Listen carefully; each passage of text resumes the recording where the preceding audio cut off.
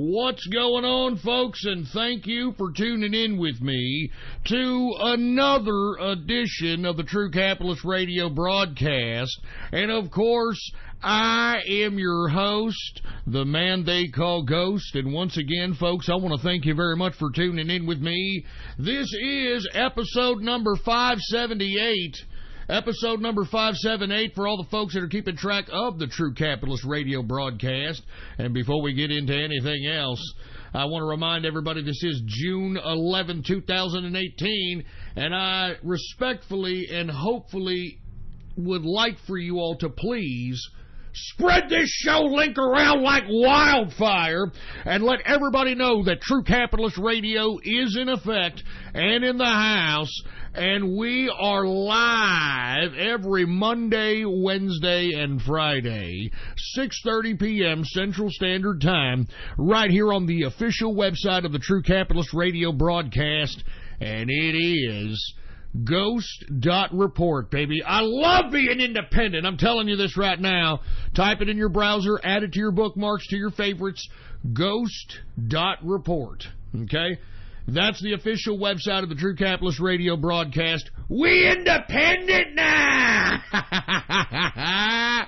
Anyway, folks, before we get started, please follow me on the last bastion of social media today on Gab. If you don't have a free Gab account, I don't know what the hell you're doing, especially when you got these Silicon Valley oligarchs out here thinking that they could become the gatekeepers of freedom of speech. By God, get yourself a Gab account, the last bastion of freedom of speech. You can find me on there, on Gab, under the name Politics Ghost, all right? Politics Ghost, all one word, no underscores, Politics Ghost. And I want to say what's going on to the True Capitalist Radio chat room, baby. What's going on, man? Anyway, folks, if you want to be a part of the True Capitalist Radio chat room, all you've got to do, go to my Gab. That's all you have to do. Go to my Gab. Check out my Gab. Go to my Gab account right now, Politics Ghost, and hit the subscribe button for premium content, all right? Hit the subscribe button for premium content, and once you do, go ahead and private message me on Gab and let me know your Discord chat name so I can give you a private invitation to the True Capitalist Radio chat room, all right? All right, now that we've gotten all that out of the way, I hope you had a very, very good weekend. I know I did. A lot of things to go through, folks. But let me go ahead and lead in right here, first and foremost, about all these damn celebrities just showing their anti-American asses. I mean, did y'all hear Robert De Niro yesterday at the Tony Awards? I want to start off by saying, fuck Trump. Yay, yay, spaghetti, yay. Did everybody see that shit? Jesus Christ. Anyway, folks, everybody at the Tony Awards, which for you folks that don't know, it's those fruity asses that, you know, from the theater. Oh, yeah, it's all the real actors from the theater. They get their recognition at the Tony Awards. Anyway, Robert De Niro, I guess he was presenting some kind of an award. Before he got and presented the award, or got up to present the award, he got on the microphone and said, F Trump. And, of course, everybody in the audience got on their hands and knees, or excuse me, they got, you know what I'm saying, folks. They were clapping, they were getting up, they were hooping and hollering, they were panning the damn crowd. You saw all these damn celebrities saying, yay, yay, fuck Trump, yay. And let me tell you something, folks, when are these people going to get over this shit? I mean, at this point, we're at a midterm election in 2018. It doesn't seem like these Democrats or those that pretend to be on the left wing of the American political persuasion are being very thoughtful as it relates to the way we elect our leaders. And, I mean, I said this last week, and I'm going to say it again. These celebrities are living in their own, like, demigod world. They think they're demigods. They think that whatever they say, that the people that admire their artwork are just going to automatically think it and be it and do it. That's not the case. That's not the case. And look, the more and more you leftists keep rubbing in the faces of average, everyday American people that you don't like this country, you want the country to fail just because your person is not in office, goes to show everyone your true motivations, Democrats, liberals, leftists, whatever the hell you want to call yourselves. You're anti-American scum. You're anti-American trash. And let me tell you, you know what also proves it, folks? Did you all see the clip that's been going around recently about Bill Maher? Bill Maher had a stupid show every goddamn Friday on that liberal hellhole HBO. And on that show, he blatantly admitted his anti-American bias. He said that what we need for Trump to fail is a recession in America. And that's what he says. I'm hoping for a recession in America. Sorry, folks, if this affects you, but we need it because we got to get Trump out of office. I mean, can you believe the liberal lunacy of these people? They hate you, America. I mean, all these people that are in their own elitist bubbles. I mean, you think they give a crap about you? They don't. They care about their own selfish needs. And you know something, folks? We're starting to realize that this entire cabal of people, the media, the deep state, those assholes that are in Washington, D.C., everyone who's been working against the American people, their modus operandi, their MO is globalism. And we're going to talk about this extensively here later, but just showing what the president did to the G7. I mean, good God, look at how the media is reacting. Look at how the media is saying, oh my God, I mean, Trump is going to jeopardize everything. I mean, he's going against our allies. And what did I tell you last week on this broadcast here? I said the way that the world is acting towards us, only reiterates how those that we thought were our allies were not our allies after all. and you know something? It's like your typical American friendship, am I right? In America, when you have a friend or you find yourself befriending somebody, typically it is a one-sided pendulum friendship. And typically what happens in America, folks, is when you have a friend, one side of that friendship is burdening the other side in some capacity. And it could be any capacity, really. It could be that this person always, I need some money. I mean, I'm going to have an operation on my crotch. My child is sick from the autism, and I need money. And every time that person asks that person that's dependent on the other friend, when the dependent friend always asks the other friend, can I have some money? Can I get a ride? Can you do this for me? Can you do that for me? That person's always like, yeah, I'm a good friend. I'm going to go ahead and do it. Yeah, I'm a good friend. Here's some money. Hey, I'm a good friend. Let me take care of your brat-ass autistic kid. Yeah, I'm your friend. Let me do this and that. And you know what ends up happening, folks? You know what I'm getting at. What ends up happening is that person that's the dependent friend ends up just thinking that dependency is a part of the friendship. And that dependency just goes along with what the friendship is. And that's how these assholes in the EU, Canada, Mexico, China, and everybody else that is trying to look at us cross-eyed because we want to renegotiate these lopsided trade deals, which has made all these pieces of shit countries rich. Now all of a sudden they're looking at they're looking like the dependent friend. They're looking like the dependent friend, like, I can't give you a ride today. Okay, I can't do it. As a matter of fact, I can't give you rides anymore. It's costing me money. It's costing me gas. I mean, my car's wearing down because I'm taking you here. I can't keep lending you money because I don't have enough money for myself. I can't do it. When you start telling the dependent friend that you can't do that anymore, That's when the friends are like, what? You always lend me money. What a fucking selfish asshole. You're a selfish bastard. I know you make money. I'm your friend. I need money. And you always give it to me. You don't give it to me now. I mean, you understand what I'm talking about, right, folks? This is the way these goddamn countries are acting towards us. And typically when you get to that level of the relationship and friendship, one of two things happens. Either one side that has always been condoning the dependency side submits and says, okay, we'll continue to pay for you, I'll continue to give you the rides, etc., etc. Or that one friend that was always giving no longer gives and says, go fuck yourself. And you see, folks, that's exactly what's happening here in this president's response to the G7. And I'm going to talk about that later.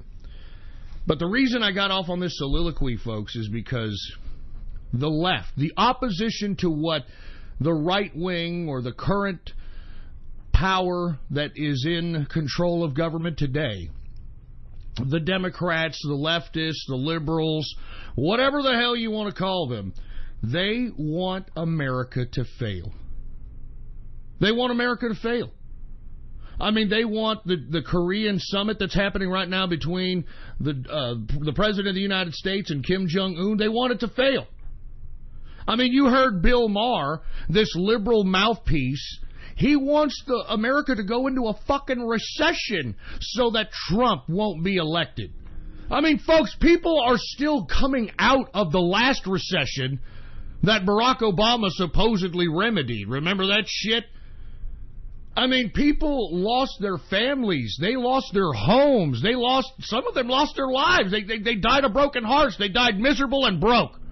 And you mean to tell me that you've got fucking champagne socialists disconnected from fucking society, Bill Maher out here trying to wish that a whole population of people in a country go into a recession so that he and his little fucking leftist minions can get the person they want to lead them? This is the modus operandi to leftists, folks. That's why I keep telling you over and over again on this broadcast.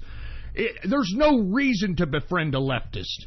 There's no reason to sit here and try to have some kind of a friendship, relationship, any kind of a fucking correspondence with leftism in America today, because this shows you they don't care.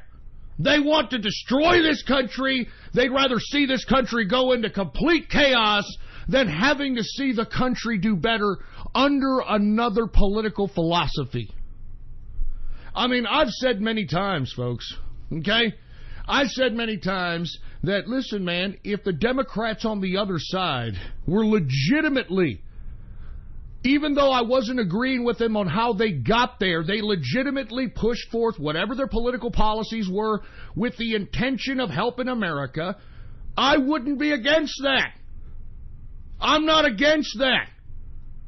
But, folks, you saw the last time these Democrats were in power, every goddamn policy they created destroyed this country. I mean, thank God Donald Trump was elected president, because had fucking Hillary Clinton been president, it would have been over for America. Over. And thank God Donald Trump was elected president, because remember Obama, folks? I mean, instead of giving out opportunities, which is what this government in power today is doing to America, might I remind all of you that in today's Trump America, there are more jobs available than there are people looking for jobs. Let me repeat that one more again. In Trump's America, there are more jobs available right now than there are people looking for jobs. That wasn't the case in Obama's America. Y'all remember? I'm sure if you were looking for a job back in the old days during the Barack Obama tenure, you remember. They destroyed this country, folks. I mean, lest we forget that Barack Obama put on more debt on the United States deficit than all presidents before him combined. I mean, lest we forget that shit. And where did all that fucking money go, folks? All right? All that debt that Barack Obama and the Democrats accumulated during the 8 years that Barack Obama was in fucking power, where did all that trillions of dollars go? Folks, it went to the pockets of everybody right now who's in opposition to the President of the United States, Donald Trump. And all you've got to do, and I hate to repeat this, but it bears repeating. It bears fucking repeating. Take a look at Stimulus Package 2. One of the first pieces of legislation that the Democrats initiated right as Barack Obama and the Democrats took power in 2009. The Stimulus Package 2. Take a look at all the people that got a big chunk of that $1 trillion giveaway of the American tax-paying dollar. Hollywood got a chunk, hence why they hate Trump. You think these people are actually loyal because they're actually politically motivated? These people are selfish pieces of shit. They know that if they get another Democrat in power, that they can have another raid on the American tax system and put more money in their pockets. Take a look at academia and how much money in the Stimulus Package 2 was given in that context. Take a look at climate change and all these scientists, all this crap. You know, in Stimulus Package 2, I remember reporting that they gave, I think, what is it, a couple of $1 million so that they could study pig odor. A couple of $1 million to study pig odor. I wonder who was the professor at what fucking college that got that kosher-ass grant, which probably mostly went into his own goddamn white pocket. You know, little white coat pocket with a little beaker and shit. Get the fuck out of here. We have to open our eyes. Now that we're politically awake, we have to understand why the enemy, which is all these leftists in America, why they're so goddamn loyal to this ridiculous, warped, progressive, quasi-socialist, communist perspective of liberalism in today's America. And believe me, for the majority of them, they are not politically motivated. They got paid. They got paid, man. Anyway, listen to me, man. I think it's about time we've had enough of these goddamn celebrities thinking that they can just go on a damn spotlight, on a media, on a television, on whatever, and think that they can say such anti-American things, anti-American trash on our airwaves, on American airwaves, and nothing's going to happen to these people. I mean, only in America can this happen, folks. I mean, listen, it's one thing to be critical of Donald Trump.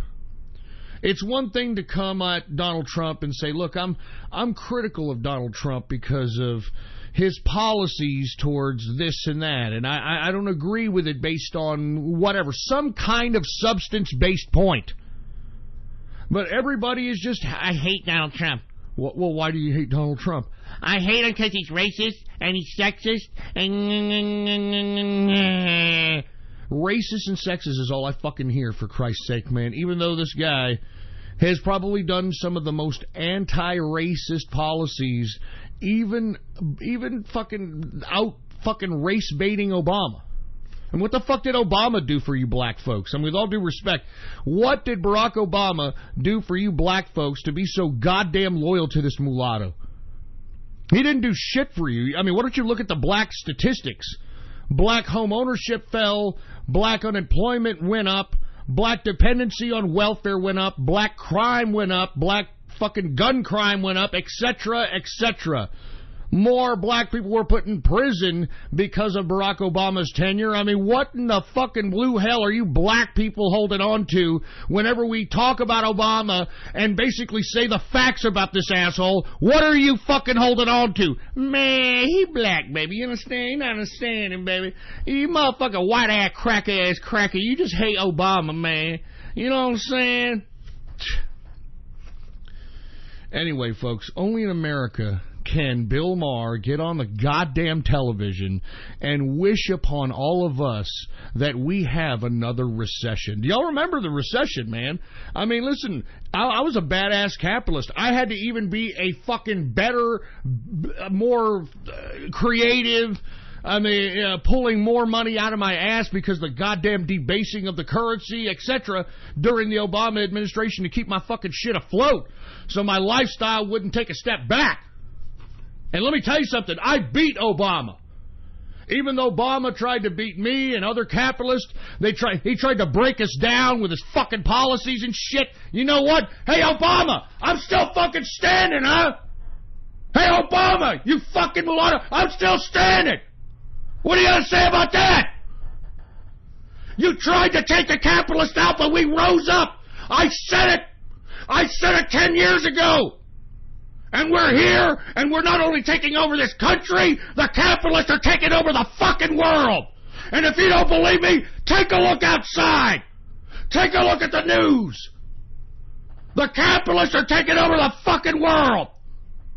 And thank God for it. I'll tell you that right now. Thank God for it. Anyway, folks, let me go ahead and get on to other things. But before I do, once again, I'm not just singling out Bill Maher or De Niro or Samantha Bee. All of these people, what makes them think that they can be anti-American trash on a national television and think that they can get away with that? Think that they can just go into a fucking nightclub and nobody's going to give a shit while they're basking in American freedom, taking advantage of American liberty. I mean, only in America can we have foreigners, fucking foreigners on our television bashing our country, and they're making millions. I mean, look at this fucking limey asshole, John Oliver, for Christ's sake. John Oliver, who on a weekly basis just bashes our fucking country like he's some pompous fucking crumpet fucking eating, tea drinking Brit. And he thinks he can just get away with this shit. I mean, I just can't believe this shit.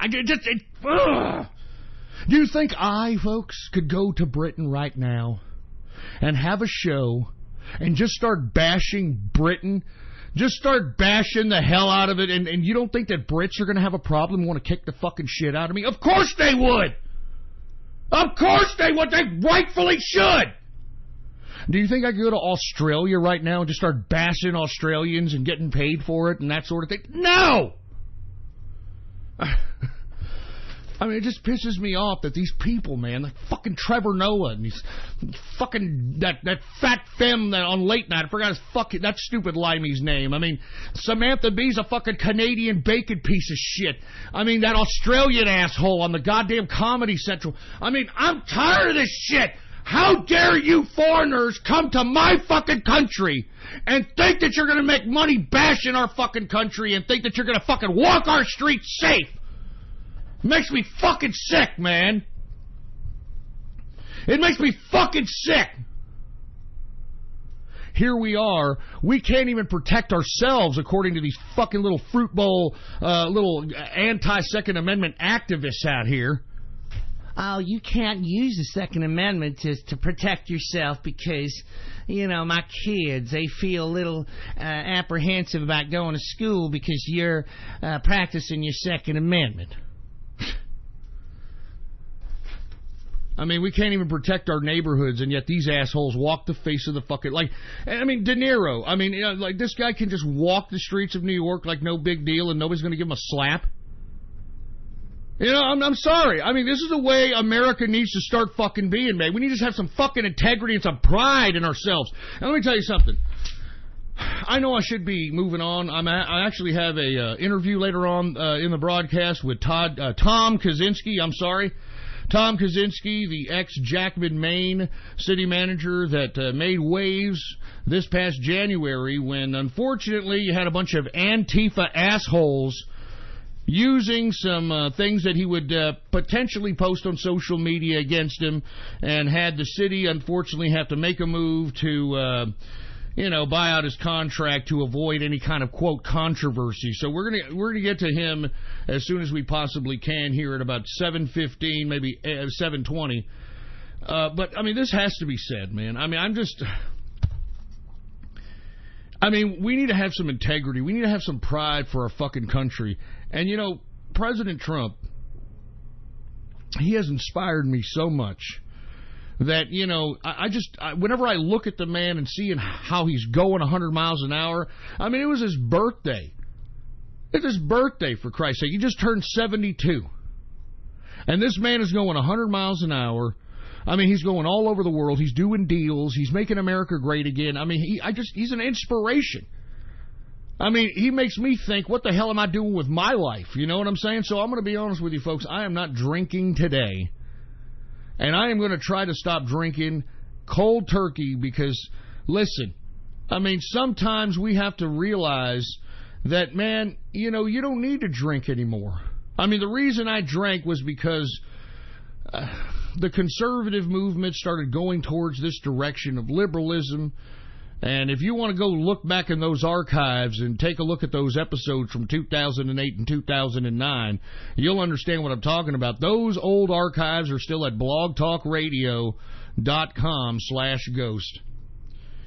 But, I mean, that's why I started drinking, folks. I started drinking because the conservative movement went the way of the liberal.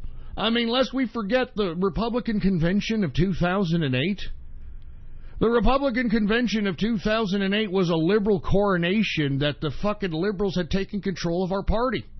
Hence, John McCain was the fucking candidate for president, and he brought in Sarah Eskimo Bimbo Palin. Okay? Jesus Christ, don't let me relive that shit. I mean, let's be honest, okay, folks? I mean, let's be honest. That was the first time you ever saw at a Republican convention that we were just embracing teen pregnancy, teenage shitting out of children. Remember that? Oh, yeah, remember Bristol Palin, man, she had just shitted out her kid, and everybody just had to pretend that fucking kid was a gift from God. Oh, it's a gift from God just because it was Sarah Palin's goddamn daughter, for Christ's sake. Give me a fucking break, man. Anyway, once I started realizing that this is the kind of crap that conservatism was going to be, I said, why am I a conservative then, man? You know, why the fuck am I conservative? So I just started drinking. And I haven't stopped, man. I have been drinking every fucking day. Probably stop. There's 2 weeks out of those days from, let me see, I was probably drinking every day from 2010 to about right now. 2010 to about right now, and whenever I would stop, it would be maybe an equivalent of a week and a half. I stopped, you know, throughout that whole tenure from 2010 to 2018. I'm not kidding, man. I'm drinking every day. Probably did a lot of damage to myself. Look, and I'm willing to accept that. But a lot of the reasons why I was drinking so much was because of the way society was turning itself into, man. I mean, y'all remember Obama? I mean, everybody wanted to be a fucking welfare case, man. I remember going into shopping centers, grocery stores, and feeling like a fucking idiot because I felt like I was the only moron that still paid for my fucking food. You know that? I mean, I'm not even kidding. It seemed like everybody had a fucking food stamp card, and I was the only moron that was like, okay, I'm going to still pay for my fucking food with my own fucking cash. I felt like an idiot. But you know what? Even though I felt like an idiot, I was like, you know something? I refuse, man. I fucking refuse to be a subject to the state. I'm a fucking capitalist. I don't give a shit if everybody has got a fucking goddamn welfare card or a Lone Star card or an EBT or whatever the fucking case might be. I don't give a shit. I'm not going to do it. And that's literally what Obama was for 8 years. Watching a bunch of people who used to be productive, who used to work for a living, who used to go out and do things. Once Obama came into power... I don't really feel like working because I don't have to. So I'm just going to go and, kick back and, collect all this, entitlements and unemployment and welfare and, all this stuff. And I'm just going to kick back for a while, just kicking back. That's literally, that's what the fucking Obama was all about, man. I can't stand it. I can't stand it. Anyway, folks, let me move on, all right? Let me move on, and let me get to a little bit of some markets here, and then I'm going to go over a couple of things, and then we're going to go ahead and move on to Tom Kaczynski. Once again, the former city manager of Jackman, Maine, who made headlines in January because Antifa and other leftists found some social media postings that I guess didn't agree with them. They brought it to the attention of the town, which brought it to the attention of national media, which, put the unfortunate small town in a precarious situation, so they bought out his contract. Luckily, unfortunately, he lost his position. He has written a book, and we definitely want to hear from that.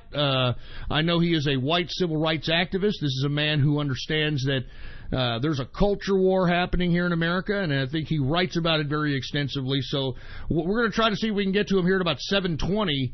And once we do, we're going to go ahead and probably just run the rest of the show with Mr. Kaczynski, because I'm sure we're going to have some very, very good dialogue and debate, to say the least, because I talk to him frequently, and the guy's a brilliant man, to say the least. So with that being said, that's coming up here, like I said, 7:20. Let's make it 7:25, just in case I get on another soliloquy about some shit. But first, let's go ahead and go to cryptocurrencies. Now, folks, I'm sure some of you are like, what the hell's happening, Ghost? How come this damn market is bottoming the hell out? What's going on here? Well, unfortunately, folks, there's two factors that caused the major contraction here in the past 2 days. One, obviously, is the increase in the value of the dollar, but that wasn't the only thing. The other factor was the fact that a huge exchange out of South Korea, the exchange called CoinRail had gotten hacked, and that particular hack sent shockwaves all over the damn cryptocurrency market. And what ends up happening whenever you have a hack on an exchange, especially a very prominent one that is used by a lot of users, that provides a lot of volume to the market, it has this ripple effect in which you got people that have money in exchanges.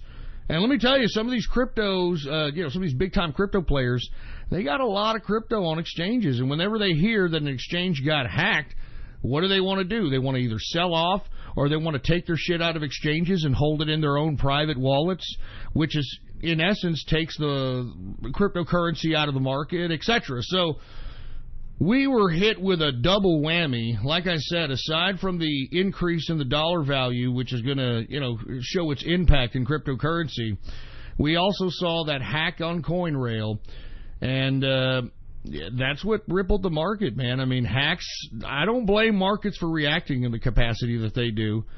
I mean, because some people hold a lot of crypto on exchanges, and the last thing that you want to hear is that, there was a hack on your exchange, and then you have some Chinaman trying to assure you, no, funds are safe. Don't worry, funds are safe. Funds are safe. So anyway, that's why we saw the decreases in the past couple of days. But I hope that means that you went out and you got some. I hope that means that you accumulated some crypto, because that's what you want to do. All right, that's what you want to do. When you see red, you want to go in. All right, that's when you want to go in.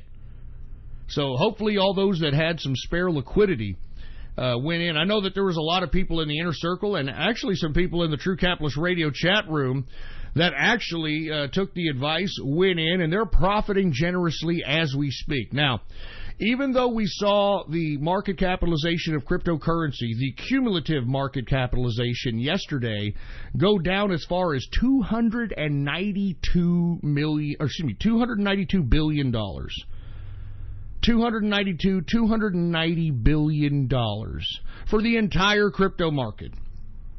Now, that was a little scary, but once again, I said that the dollar is affecting it, and not to mention the CoinRail hack. Now that everybody's gotten and come to their senses, we're starting to see a bounce back as we speak, folks. We're starting to see a bounce back in crypto markets as we speak. The current market capitalization for the cryptocurrency market is $302 billion. $302 billion. So we have bounced back $10 to $12 billion in the market cap since the last time I checked it, which was probably about 4 or 5 hours ago. So with that being said, folks, I don't want to go over too many of these cryptos. As a matter of fact, I think I'm going to skip going over the cryptos here because, you know, everybody knows that it was pretty much in the red. Right now that we're seeing this bounce back as we speak, everything is in the green. But if you want my opinion, if you want my opinion, my humble opinion on what to get right now as things are going up, I hate to say Bitcoin, but, you know, you got a lot of bag holders on Bitcoin up to 20 grand. And I want to also say, folks, that the Federal Reserve has hinted here, and you can look this up online and find a couple of articles on this. The Federal Reserve has hinted that they are going to potentially and maybe halt interest rate hikes. They are going to potentially halt interest rate hikes, and if they halt interest rate hikes, folks, that's what's going to cause this damn market to go up. And that's actually would be a beautiful, beautiful music, to say the least, to hear that the Federal Reserve is not going to raise interest rates. But if you want my personal opinion on a couple of cryptos to look at right now, Bitcoin, I like Bitcoin right now. Once again, you got bag holders up to 20 grand. Bitcoin Cash, I think, is very, very low right now. It's at about 958. I think it's got a lot of room to grow. Remember, the highest it's been is about 3 grand. So you've got some room to grow at this point in the short term. Let me take a look at a couple of other ones here that I can give you. Obviously, Quantum. I hope that y'all bought Quantum, QTUM. I mean, good God. I mean, you would be up 4% on your money if you would have bought it yesterday. Zcash, ZEC, folks. Take a look at Zcash, folks. I'm telling you, before you know it, you're going to wake up and it's $800. I'm telling you. All right. Obviously, 0x, symbol ZRX. The reason is because the blockchain technology that comprises 0x is in the exchange Paradox. And Paradox was recently bought out by Coinbase. So at some point, we're going to see either 0x being traded on Coinbase or the technology of 0x on Coinbase. Either way, it's obviously going to be a win for 0x. So ZRX is the symbol. It's another symbol another cryptocurrency I like here. Let me take a look at a couple more so that I can give you guys. Obviously, Basic Attention Token. I think Basic Attention Token is very, very low right now. It's at 23 cents over. It's just $1 billion in circulation. At least this one has not only an idea as it relates to being an alternative for independent content creators on the internet, which is something that is very much needed, and I'm speaking from personal hand experience. But aside from it being a potential for paying content creators, it has its own browser. Basic Attention Coin has its own browser, so they're going to integrate that coin in that browser. I like the long-term potential of that, so that's another one that I think is very, very low, and it's a very good one to entertain as well. Last but not least, folks, 42 Coin, all right? Now, I hope y'all saw that 42 Coin didn't go down much during the contraction because, once again, it is a safe haven to put your cryptocurrency in during contractions. Not to mention, it's a great pattern and swing trading play. And moreover, folks, it's a long-term investment, man. All right, I'm telling you, here in the next year, or here this year, I should say, there's going to be another exchange that's going to take this particular coin. And once it does, I'm just telling you. I'm just goddamn saying, all right? Anyway, let's go ahead and get to some stocks here, folks, because I don't want to go overboard too much, if you will. Let's go ahead and go to the stock market. Now, what have I told you folks about the stock market? Bullish, bullish, bullish. Even amidst all the tariff talk, right?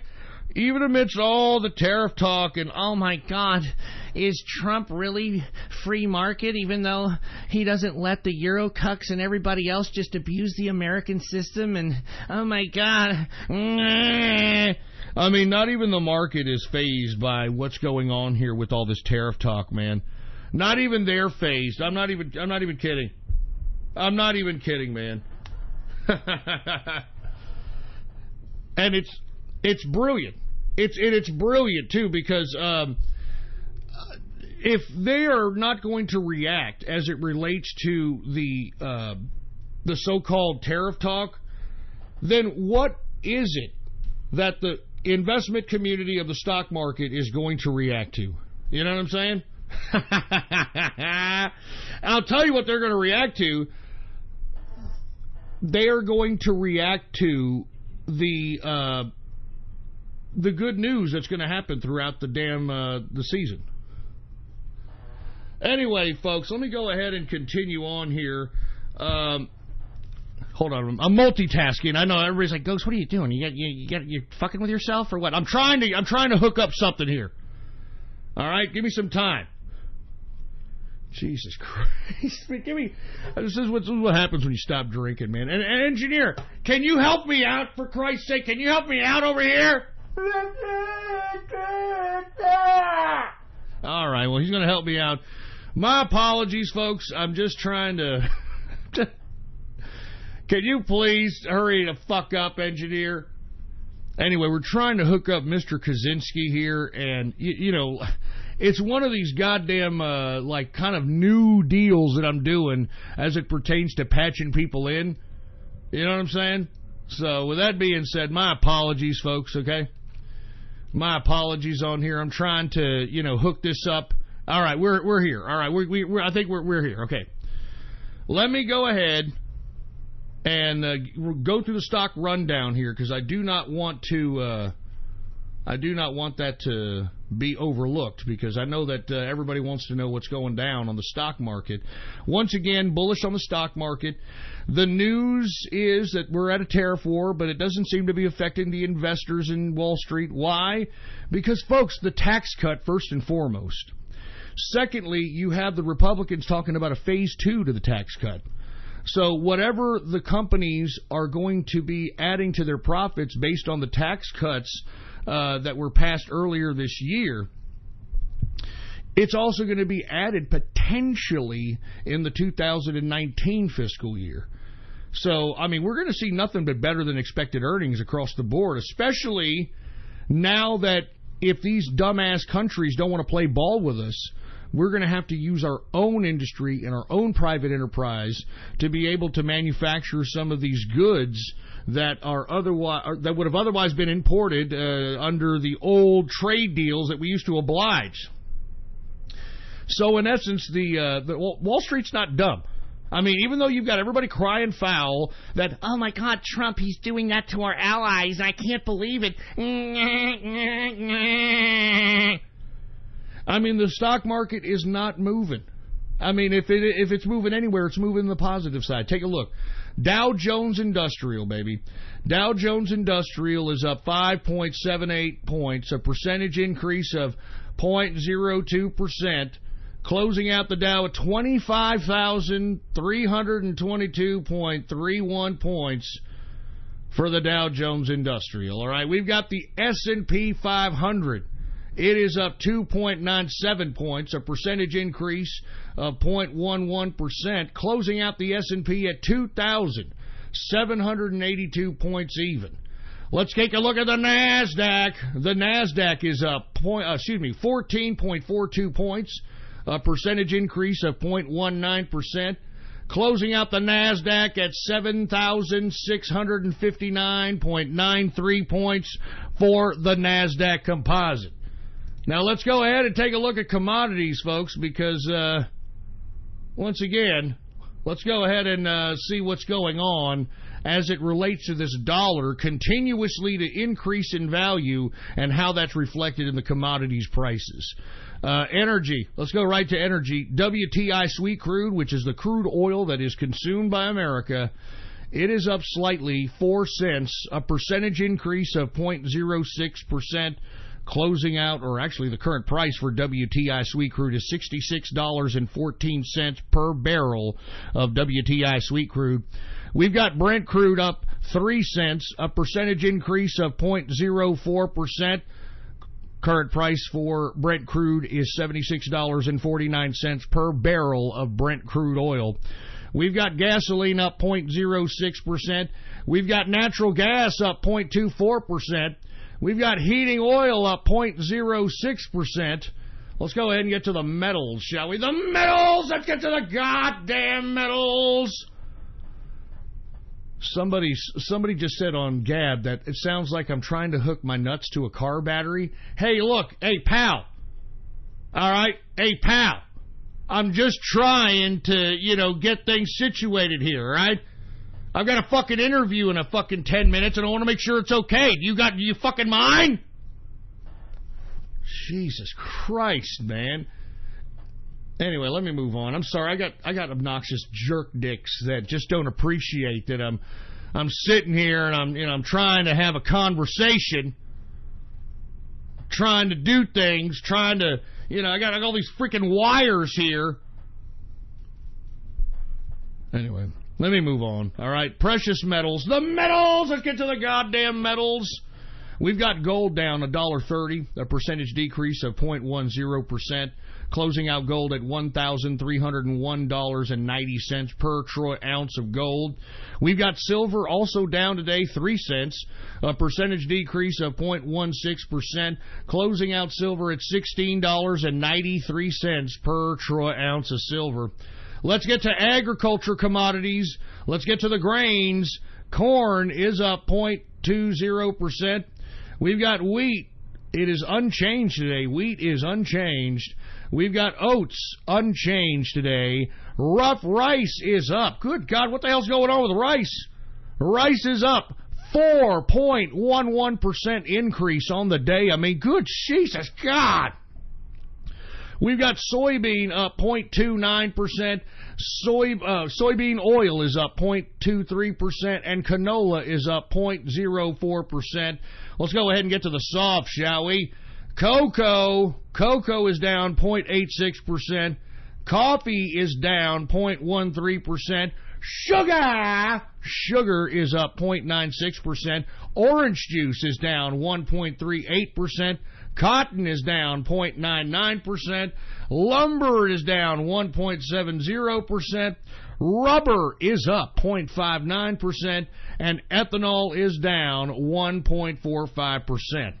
Let's get to livestock, shall we, boys? Livestock, live cattle, it is down 1.51%. We've got cattle feeder down 0.90%. We've got lean hogs down 1.64%.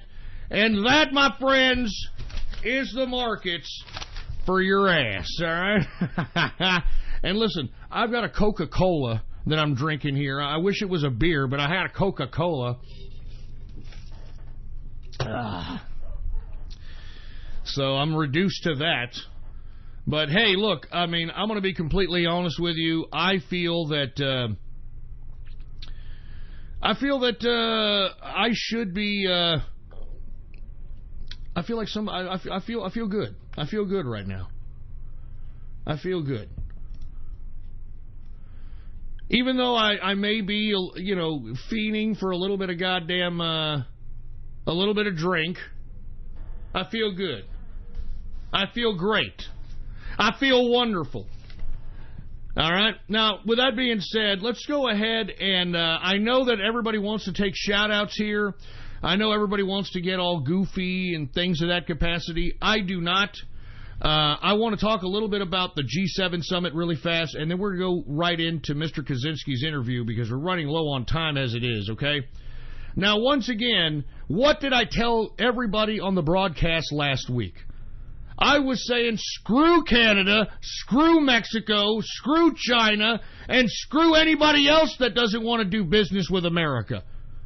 I mean, lest we forget, folks, lest we forget that we were the ones that enabled these goddamn countries to be what they are.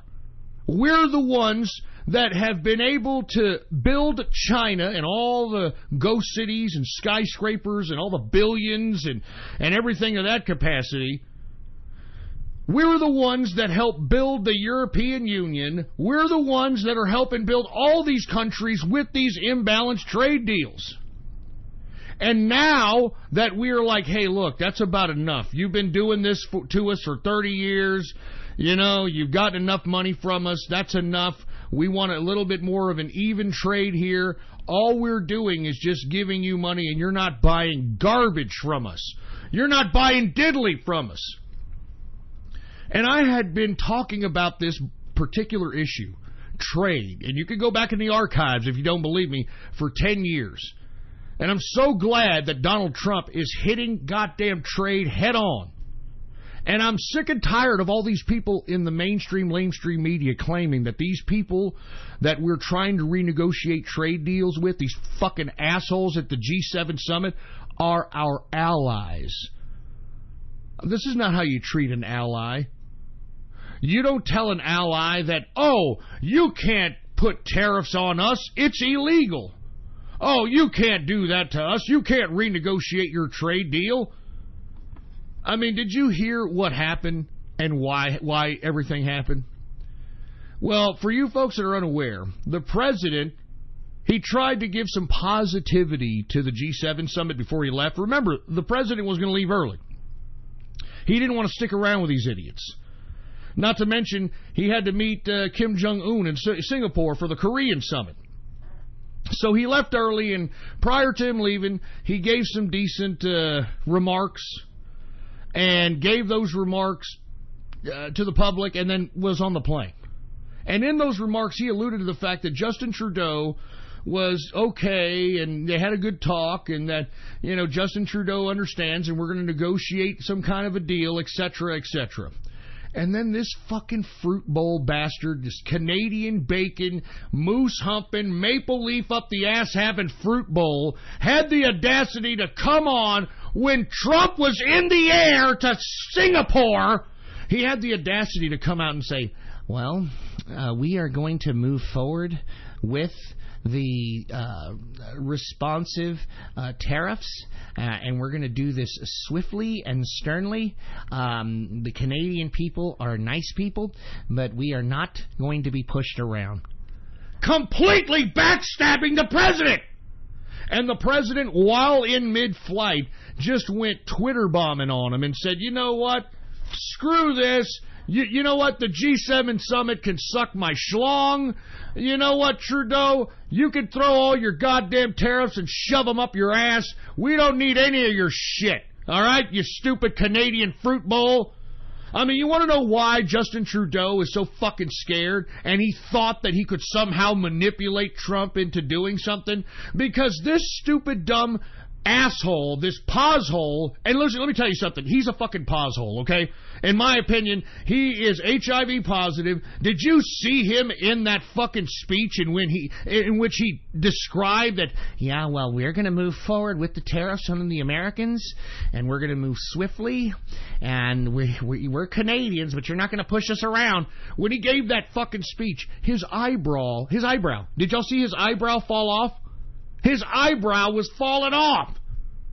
His eyebrow was falling off. That's a fucking pothole. I mean, give me a break, man. Look at how he sits. Look at how he sits. He sits like he's got like some butt plug up his ass. He walks like he's got a stick up his ass. And not to mention, I mean, you know, look, I don't need to know that that's what you do. You know, I mean, I don't have anything against LGBTQ except their fucking agenda as a group at this point, except them trying to penetrate our children in more ways than fucking one, you sick fucking pedo perverts. But I don't need to know, Trudeau, that, you know, obviously you and your wife got some kind of situation going. You know, you all got an understanding, because I see all kinds of pictures of Trudeau with disgusting drag queens looking like, yeah, bitch, I'm with the drag queens, bitch. And all these gay pride parades having a good old time. I mean, give me a break, man. Listen, I don't mean to be talking about this guy's fruit bowlness or whatever, but let's be honest. The reason that he is so scared is because he sold all the gold reserves of Canada. I mean, Canada had a gold surplus, sold it all to finance this little immigration bullshit that he's having in Canada. And look, we saw the Ontario elections. Doug Ford and the Progressive Conservative Party took the throne, took control after a 15-year liberal run in that province. Hopefully that is a ripple effect across Canada. And hopefully you Canadians need to realize that, hey, we need to vote for a party that is in complete opposition to the one Justin Trudeau is running our country down the tube on. So as far as I'm concerned, worst case scenario, folks, worst case. Let's say all the goddamn countries, China, Canada, Mexico, the EU, all of them, we don't get a deal. And we just stop trading with them. That's almost $1 trillion worth of trade and money going outward that's just going to stay here in America. That's like almost $1 trillion that's going to stay here in this country. You don't think that that's going to aid the economic productivity and the prosperity and the wealth generation of this country? You don't think that because there are some products that the EU or China or whoever we don't have a goddamn trade deal with used to provide, you don't think that there's going to be a producer here in this country that'll provide it? I mean, give me a freaking break. Give me a break. Anyway, folks, let me go ahead and segue into the main meat of this broadcast. We're going to go ahead and interview a good friend of mine. I'd like to consider him a friend. He's a part of my inner circle, Tom Kaczynski. Tom Kaczynski is a white civil rights activist who was recently in the news in around the January, February of this year. He was the former city manager of Jackman, Maine. Unfortunately, he was the target of Antifa, and Antifa kind of took different social media posts and certain things they found about Tom on the internet and kind of used that against him to get him removed from his position as the Jackman city manager. And since then, he's made lemonade out of lemons and has written a book. He has, gone around certain parts of the country speaking about white civil rights and the culture wars in America.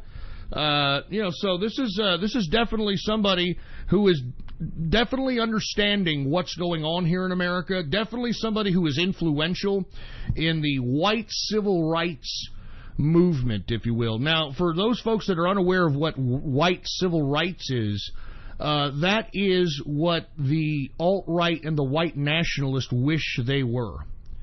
And we're going to have Tom here in just 1 second explain that in explicit detail. But I'm going to be the first to acknowledge, even though I am not a fan of white nationalism or of the alt-right at all, because I believe the modus operandi of both of those variants of so-called right-wing political philosophy want national socialism. They both want to relinquish their individual decision, their choice, their thought to the state. And I don't care if you're a white nationalist alt-right or an Antifa Black Lives Matter, both sides, even though they're claiming to be against each other, want socialism. And I'm a capitalist, baby. I don't believe in socialism. As a matter of fact, I think the only good socialist is one that's been put in the ground. That's all I'm saying, all right? I don't like socialism. I'm a capitalist. I'm an individualist. And Tom, on the other hand, he is approaching white civil rights from an individualist perspective, but understands that there needs to be a cultural component so that there can be some glue of Americana civilization. And me and Tom have discourse, and you're probably going to hear it in this broadcast, in which I believe that economics alone could potentially change and rectify society if government itself would remove itself and remove its influence over our lives. Tom, on the other hand, believes that we need not necessarily government, but certain institutions or a social contract in which we understand that we can't have certain cultural radicalisms that end up throwing society into a chaotic whirlwind in which we are, single-parented, pure debauchery, decadence, etc. So, with that being said, this should be a very interesting debate here. I'm looking very much forward to this.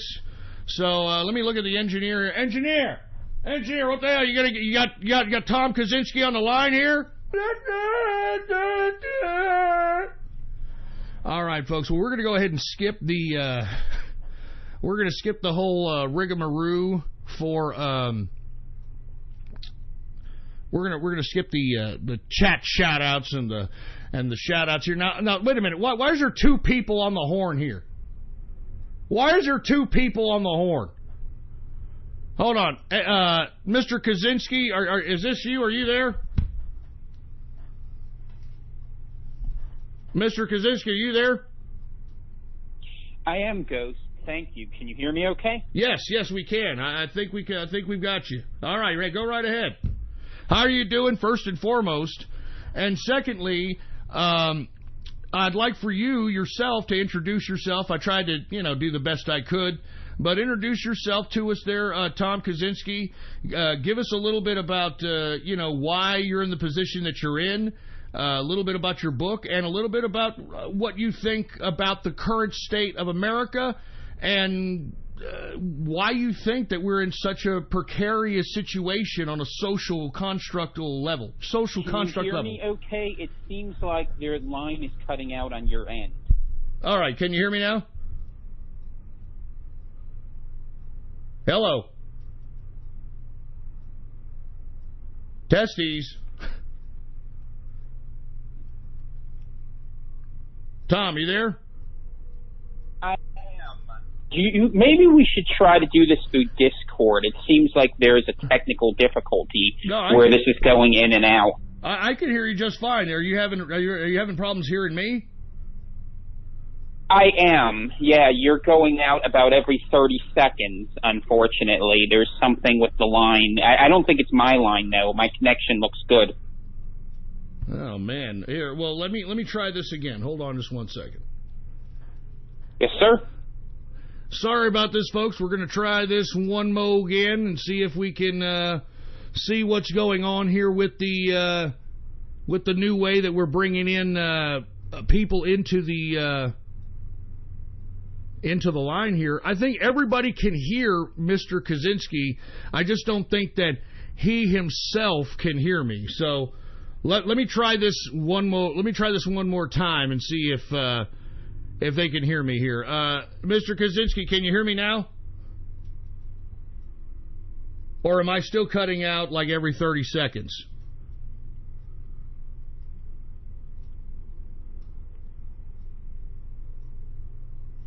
Mr. Kaczynski, can you hear me?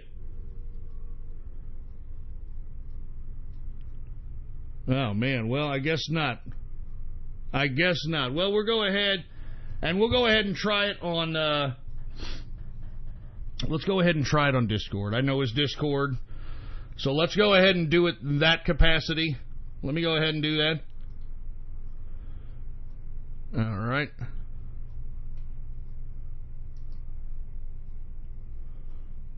My apologies, folks. I thought we had everything there. I thought everything was cool. But unfortunately, you know how technical difficulties are, folks, so it is what it is. All right, here we go. I'm going to go ahead and invite him in here to the chat. I got a private chat so that we can have people exclusive into the interview room, so to speak. Once again, folks, we are waiting for Tom Kaczynski to go into a Discord chat room here. I just invited him. Hopefully he can get the invite and we can go ahead and get on with the interview. My apologies for all the technical difficulties because, you know, We're independent now. You know what I'm saying? And unfortunately, when you're independent, this is the kind of stuff that you got to go through, trial by error type of stuff, man. So, yeah, that's what we're doing. I'm still waiting for him. I just invited him to the into the room, but I guess he didn't get the invite. Hold on, let me see if I can do something else here. Did get the invite? No, I didn't get the invite. All right. Well, we're in there. Okay. How about in the IC chat? Hold on. My apologies, folks.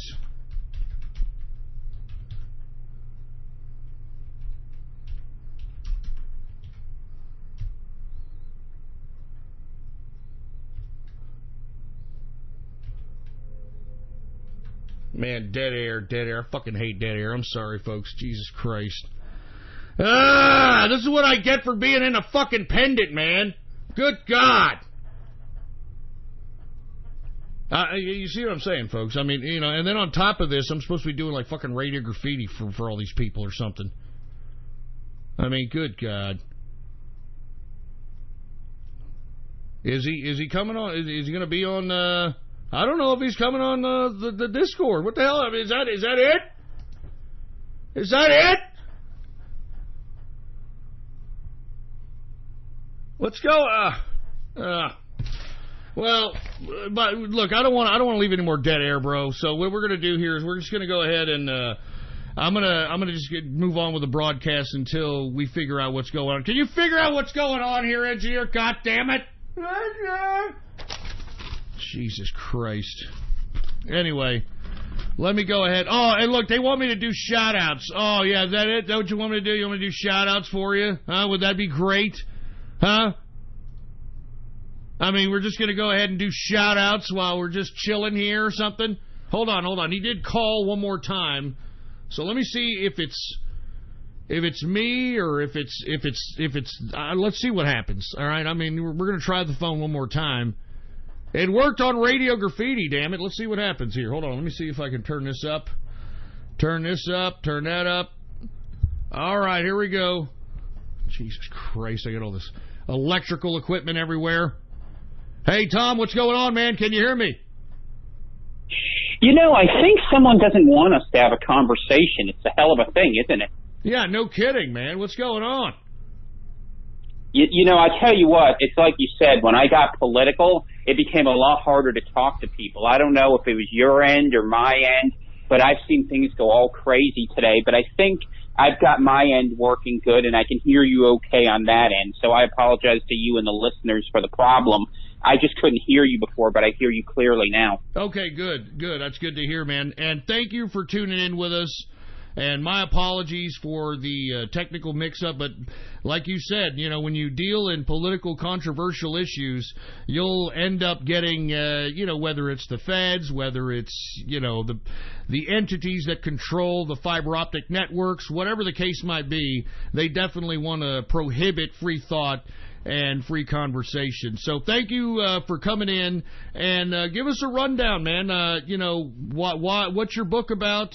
Give us a little bit about white civil rights and a little bit about, your time as Jackman city manager and how Antifa targeted you so that you could basically be removed from your position. So go right ahead, sir. The floor is yours. Thank you, Ghost. Just to give you the very short version, because you've heard my story before, and I know the capitalist army has as well, I was working as the town manager up here in Jackman, Maine, which is a small town, and I had made comments disparaging of Islam and talking about the right of free association, which is a protected First Amendment right on social media. There was basically a political hit put out on me, as there are many people who dare to speak out against the politically correct agenda.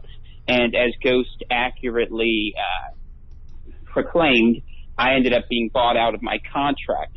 Now, when this happened, I decided that the time had come to talk about why and how these things happened, and it inspired me to write a book called Someone Has to Say It, The Hidden History of How America Was Lost. And in this book, which is about 250 pages, it really lays out, decade by decade, how the Marxists, the leftists, and all the people who were looking to change America and radically transform it worked over the last 100 years to take what was a free state where people had a great deal of liberty and create problems such that government was able to insert itself into every aspect of our lives, and in so doing destroy the civil society that maintains us. And we can talk about the economics of it, the culture of it. There's a lot of different points in the book.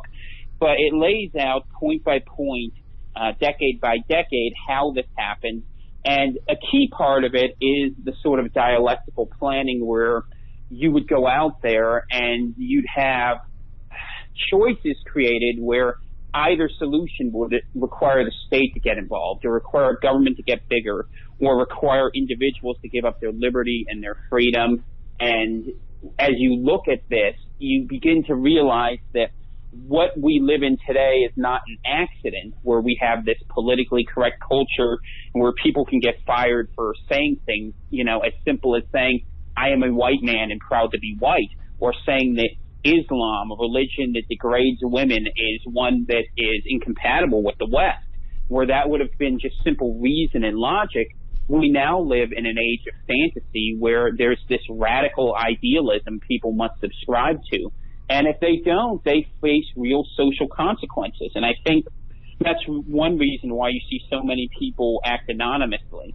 But I have taken up this fight, and I'm certainly not alone in that, but a great many people are out there where we are speaking basically for nature and reason and for the combination of liberty and responsibility, as opposed to having these Marxists dictate how we're going to live our lives by censorship and control.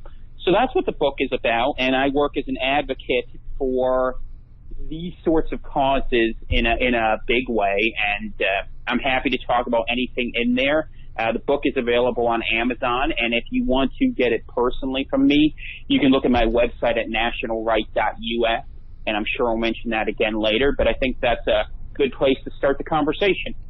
All right. Now, you are, and I'd like to make this very, very distinguished, you are a different variant than the proverbial alt-right and white nationalist that, everyone, including the media, has kind of put synonymous with anybody who they deem extreme right. Am I correct? I mean, you are pro-white, but you're not necessarily trying to advocate white nationalism. Yeah, I think, labels get tossed around by the media to try to make people be judged and castigated. I'm certainly not a supremacist. I just think that every group has the ability and the desire to feel pride in themselves, in their heritage, in their people, and the right to associate with whom they choose.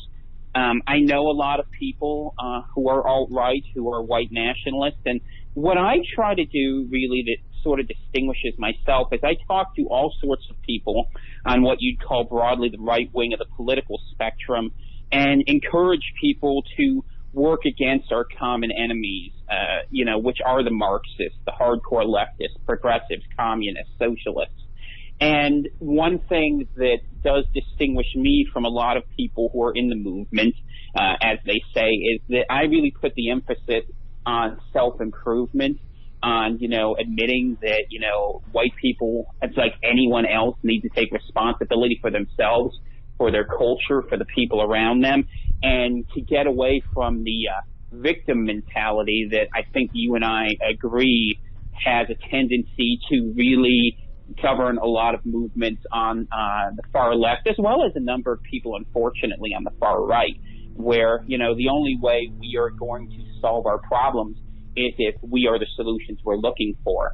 And in that way of thinking, I usually tend to think more market-friendly, and I think you and I have agreed many times over the course of many conversations that we need that, because you need individuals to be able to act out their motives and to find success. And in that sense, I am supportive of capitalism while still opposing the sort of big institutional actors that rob and work with the government in collusion in many ways to depress the people of their wealth.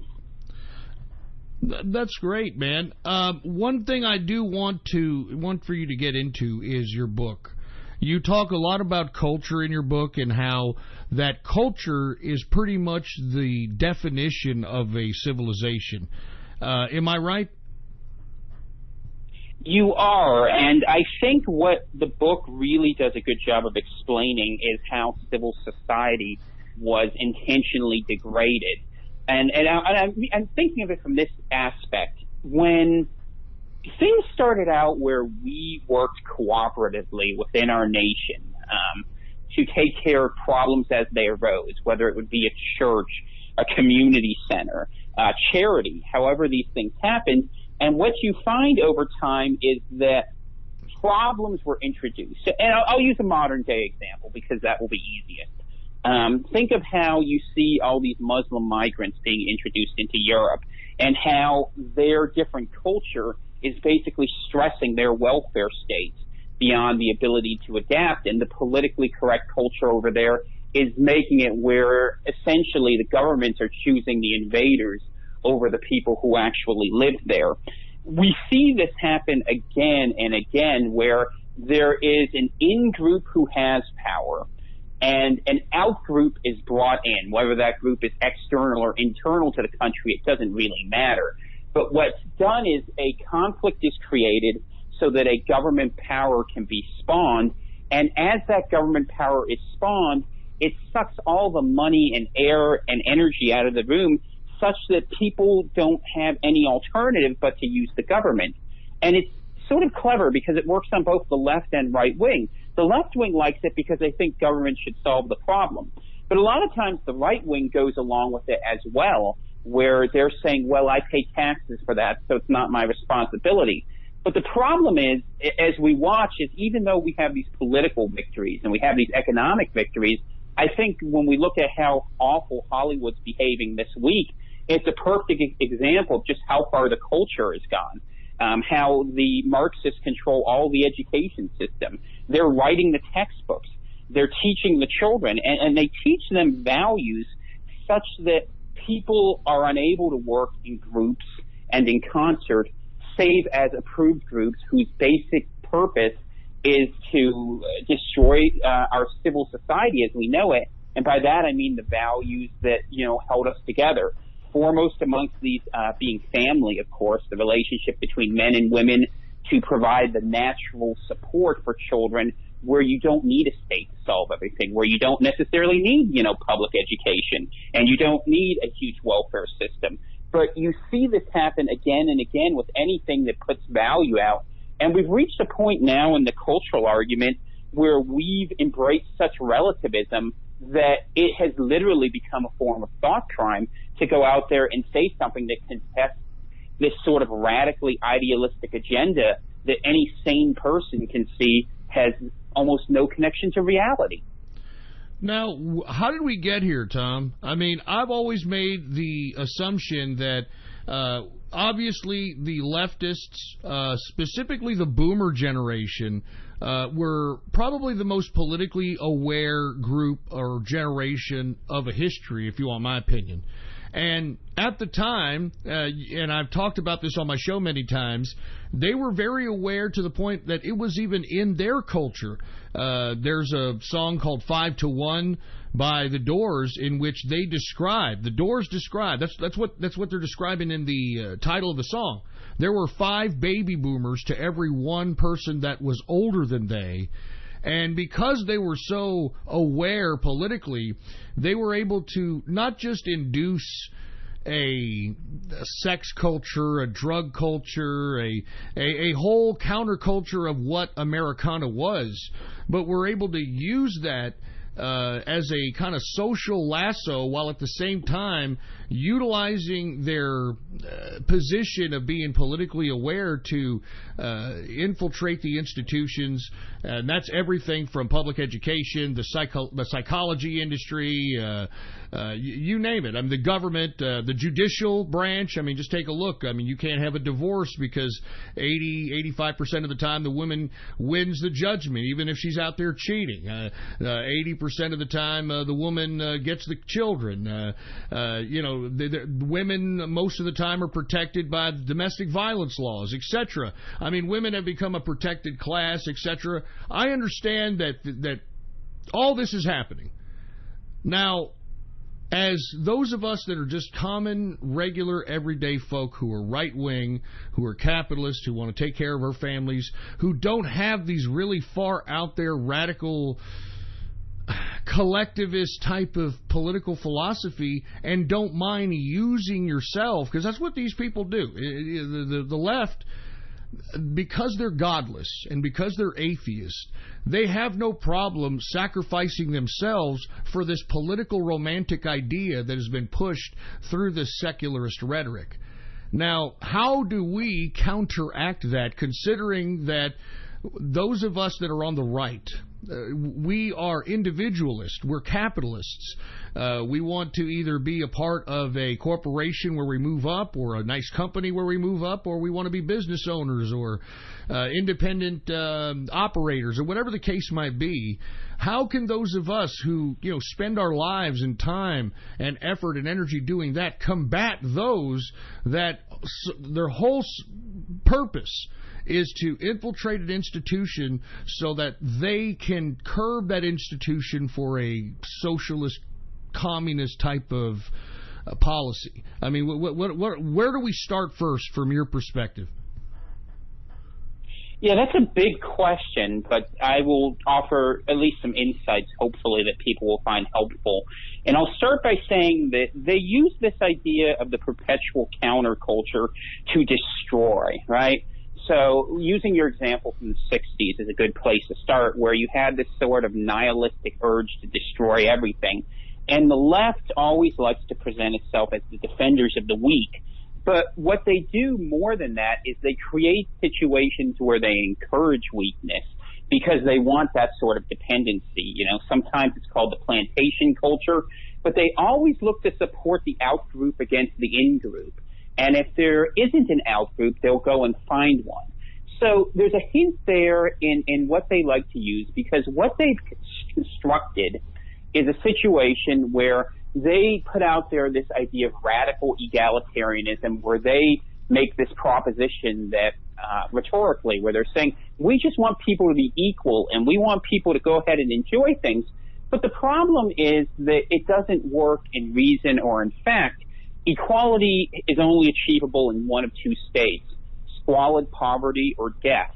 And so when I think about how I contest that, I always emphasize that we should shift the debate to a different way of talking, which is those of us who are on the right, and I think it works well with capitalists as well, should talk about quality instead of quantity. That we don't aspire to be equal. We aspire to be the best people we can be. And we aspire to seek out the better values and the better life and the more natural life, and use our reason and our intellect and not be cowed into submission.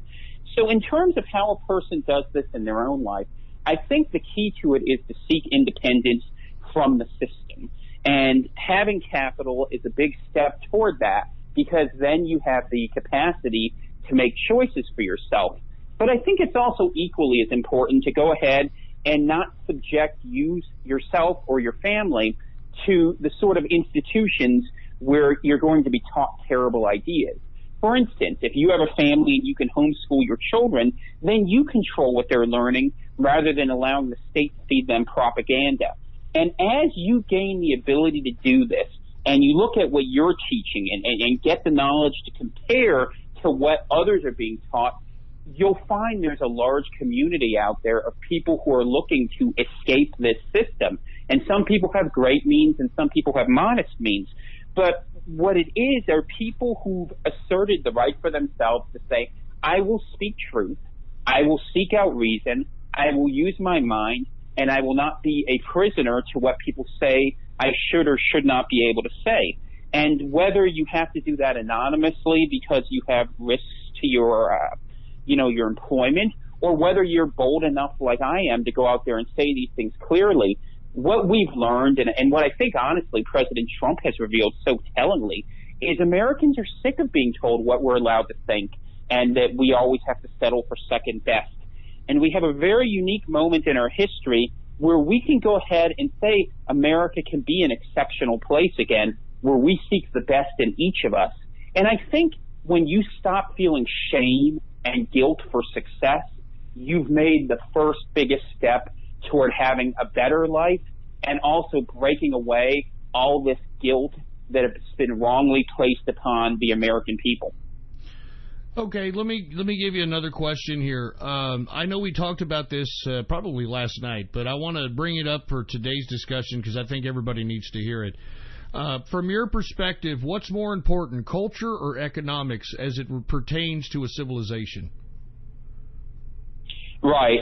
I personally believe culture matters more, and the reason why I think that is because my own perspective is that the root of civilization is the family. It is the traditional man and woman having children, where you can go ahead and have issue from that. That's to say you can have children, and you go out there, and that provides the original welfare state. That provides the education. That provides the care and concern.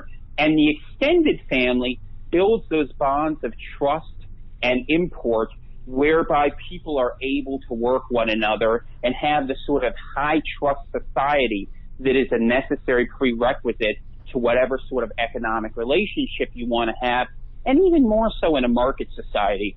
Because if you don't have a foundation, right, if you have children growing up where they have no positive role models, like many of these single mothers or these children who grow up without fathers who have no concept and they're just taught by the state, they won't have the ability to learn the sort of skills for themselves where they can be successful.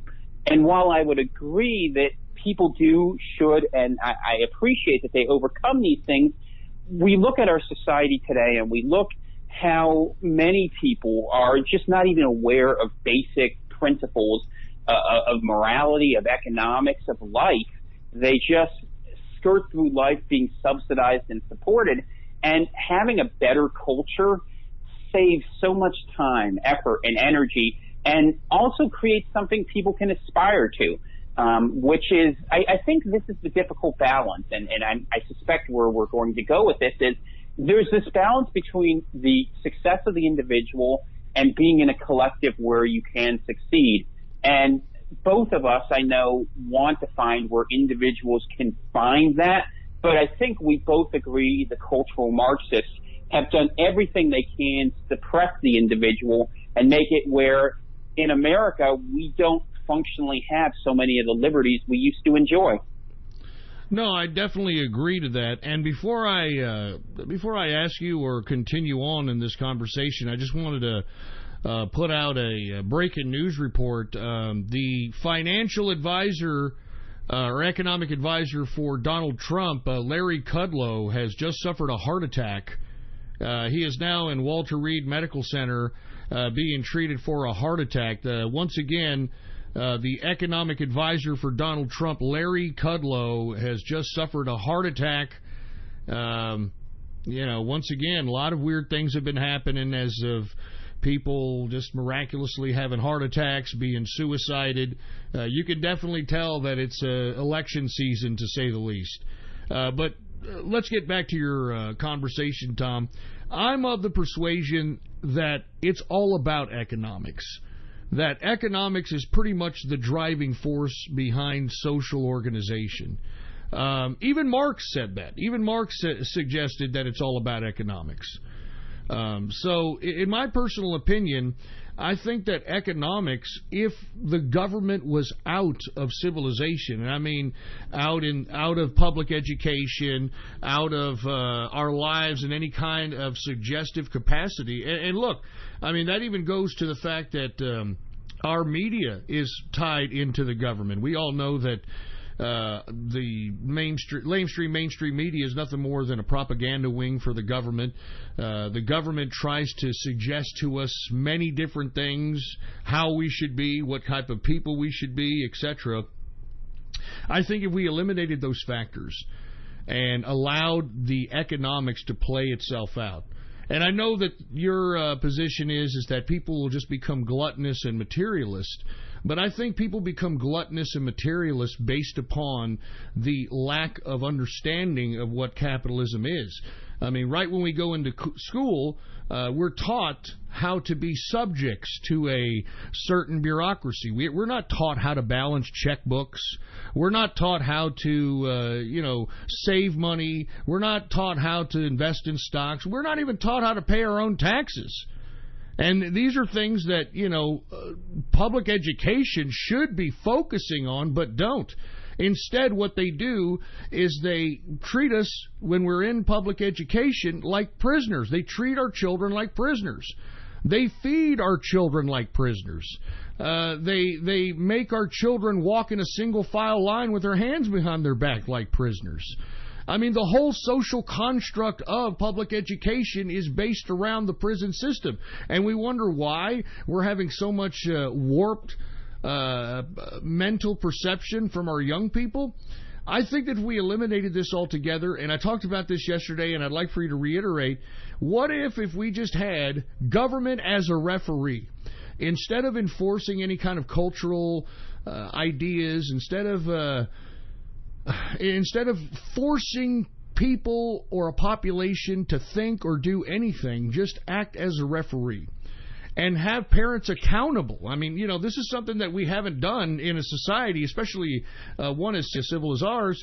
Hold parents accountable, for their child's actions. Have them pay, in a monetary expense to some capacity. And I think you'll find very, very quickly that we won't have that many single moms if we don't make it monetarily beneficial for them to be single moms. We wouldn't have single-parent families if we didn't have an entitlement system or a government influencing these single-parent families. So in my personal opinion, I think if you just let the economics take its course, that at some point it will automatically put itself into the right framework for which society can take an uphill type of takeoff, as opposed to a stagnant line of nothingness. Your thoughts? So I agree with you that the government has many perverse incentives, right? We subsidize our worst behaviors. But it's worth asking the question of why we do that, because I think we can both agree pretty quickly that if the government wasn't paying for many bad things, people would behave better. But the book spends a lot of time going into why people were willing to have government pay for those things. And as it works out, I think the key piece of this is that, especially if we're talking from the 60s, that the cultural Marxists went out there and they put out this idea of radical equality, the expectation that all people would be and are functionally equal. Now, that has never been true in history, because to have people be equal, they would have to be the same, and obviously people are manifestly not the same. But starting from this rhetorical point, we've built up basically 50, 60 years of policy where the argument has been made the reason why equality has not been achieved is because of the fact that someone is oppressing someone. And it's this sort of culture of resentment and envy that has generated the political support for the movements that have so perverted our government system into basically enabling people's worst tendencies at the expense of discouraging their best ones. And that's why I always return to culture in this, because when you have people acting based on envy, they will go out there and they will always feel perpetually hurt. And the more people succeed, the more they want to take money from them. And we see that in America today, where basically if you are a contributor, if you are an earner, if you are a producer, you basically are paying the government, either directly or indirectly in many ways, bribes to keep the peace, in a way to sort of fulfill this socialist ideal that's out there. And I think that we could move to a different way of thinking about things, where a free market economy would be able to allow for greater choice and liberty. But the problem you run into is that people need to have the awareness and understanding that equality is an unachievable and also, I would argue, a goal you would not want to seek out, because it's something that diminishes the capacity for what people can do. But until we change this obsession with equality, I think we will always be fighting on the back foot. And whatever wins we might have politically or economically, in many ways, we're just setting ourselves up for another situation like Obama, except that all the prosperity that a person like Trump is creating creates a war chest that when the pendulum swings, when, you know, the market inevitably moves a bad way and people not understanding cry out, help us, is a very real danger. I guess I take my view on the thought that most people are not going to understand everything that's happening. And although I wished people were always rational, intelligent actors, the truth is people look for shortcuts, right? I mean, people are lazy, and I think we see that happening more today than we used to, because our technology shields us from the worst consequences of our own idleness.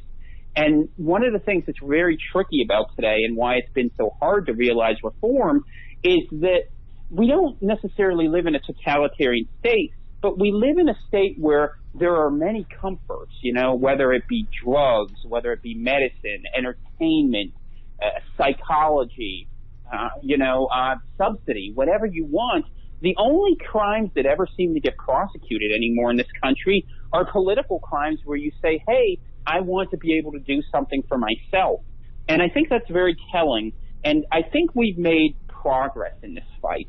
But I would argue, and I have argued, that it's not an either-or equation, but I think that if you just left people to their own devices, absent a sort of return to the rule of the wild, what you would find is that people are perpetually susceptible to this idea of, hey, I'm going to give you an easy way. And whether that's, poor people getting food stamps, or whether that's rich people colluding with government to, fix contracts, I think the nature of people is to look out for their self-interest in such a way where they aren't necessarily ethical actors.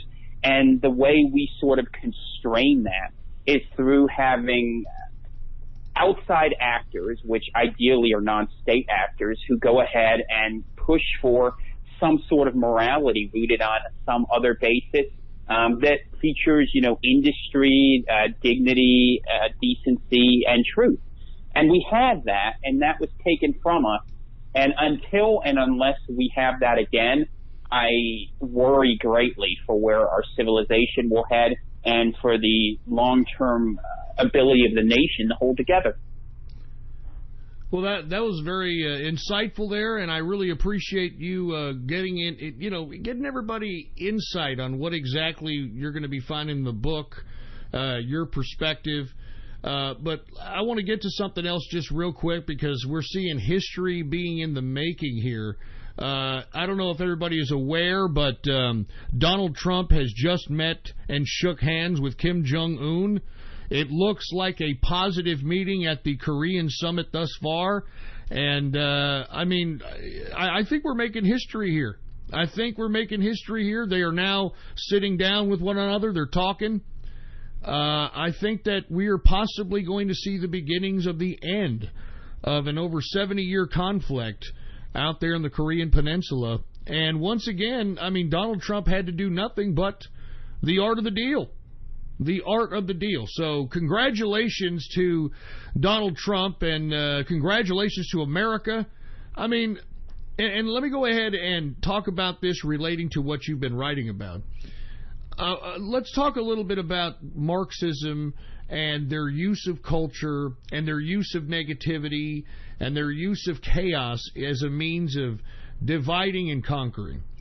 Now, is that the sole modus operandi when it comes to this very, very unhealthy and bizarre hatred for Donald Trump? I mean, right now, this man is doing things that presidents have never done before, especially with just a year and a half in the first term of their presidency. I mean, this guy has released 18 prisoners without any concessions whatsoever. This man has literally taken a potential nuclear warfare situation with Kim Jong-un and made it a peaceful situation. What is it that makes liberals and leftists and communists and socialists so vehement and just hateful that it really doesn't matter if they benefit from the person that they hate? Like, everybody's benefiting. There are more jobs today than there are people looking for jobs in America, and yet they hate this man. I mean, we heard Bill Maher saying he wishes for a recession. What is it from your analysis, from your research, especially relating to the book? I know you cover a big time frame of American history. What is it? What is like the prime modus operandi of these people? Yeah, I think that there's a couple things. One, I think that they really don't like that he's usurped control, and by him I mean us, really, because it was the American people who rose up to put Donald Trump into power and said that you experts don't have the right to tell us what to do. I think that they're incredibly frustrated that people went ahead and said, we are going to resume taking sovereignty, and we will no longer let you make decisions for us. Because these people do not believe in liberty. They do not believe in individuals making choices for themselves. They believe in rule by experts, they happen to be the experts. Why is that, though? Why? I mean, why do they have to be told what to do, and why are they fighting to relinquish their own individual choice and decision-making so they can be told what to do? Is it because it's an easier life? Is it because, it's... I've tried to figure out the idea behind this blind leftism.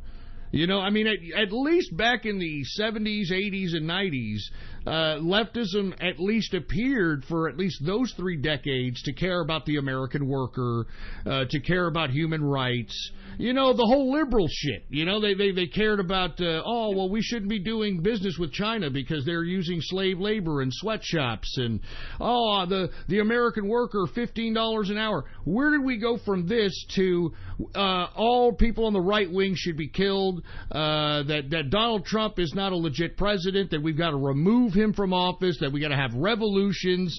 I mean, it just doesn't make sense. I mean, where did we go wrong? Or was it all a facade? Was it all just political romance? And in the end, this is really the lunacy behind all Marxism, all leftism, all socialism. Well, let me start by asking a question. Are you thinking more about the leadership or the rank and file? I'm thinking about the rank and file, because the leadership, obviously, these folks utilize their rhetoric as power. That's what gives them elitism, is the fact that they know about all this Marxist rhetoric, Das Kapital, the Communist Manifesto, and Engels' work, and they can articulate this and, debate with one another to the end of time. I'm talking about rank and file individuals, regular people that are now just completely lost their minds, and that are out here that would rather see this fucking country destroyed than have Trump bring us back from the brink.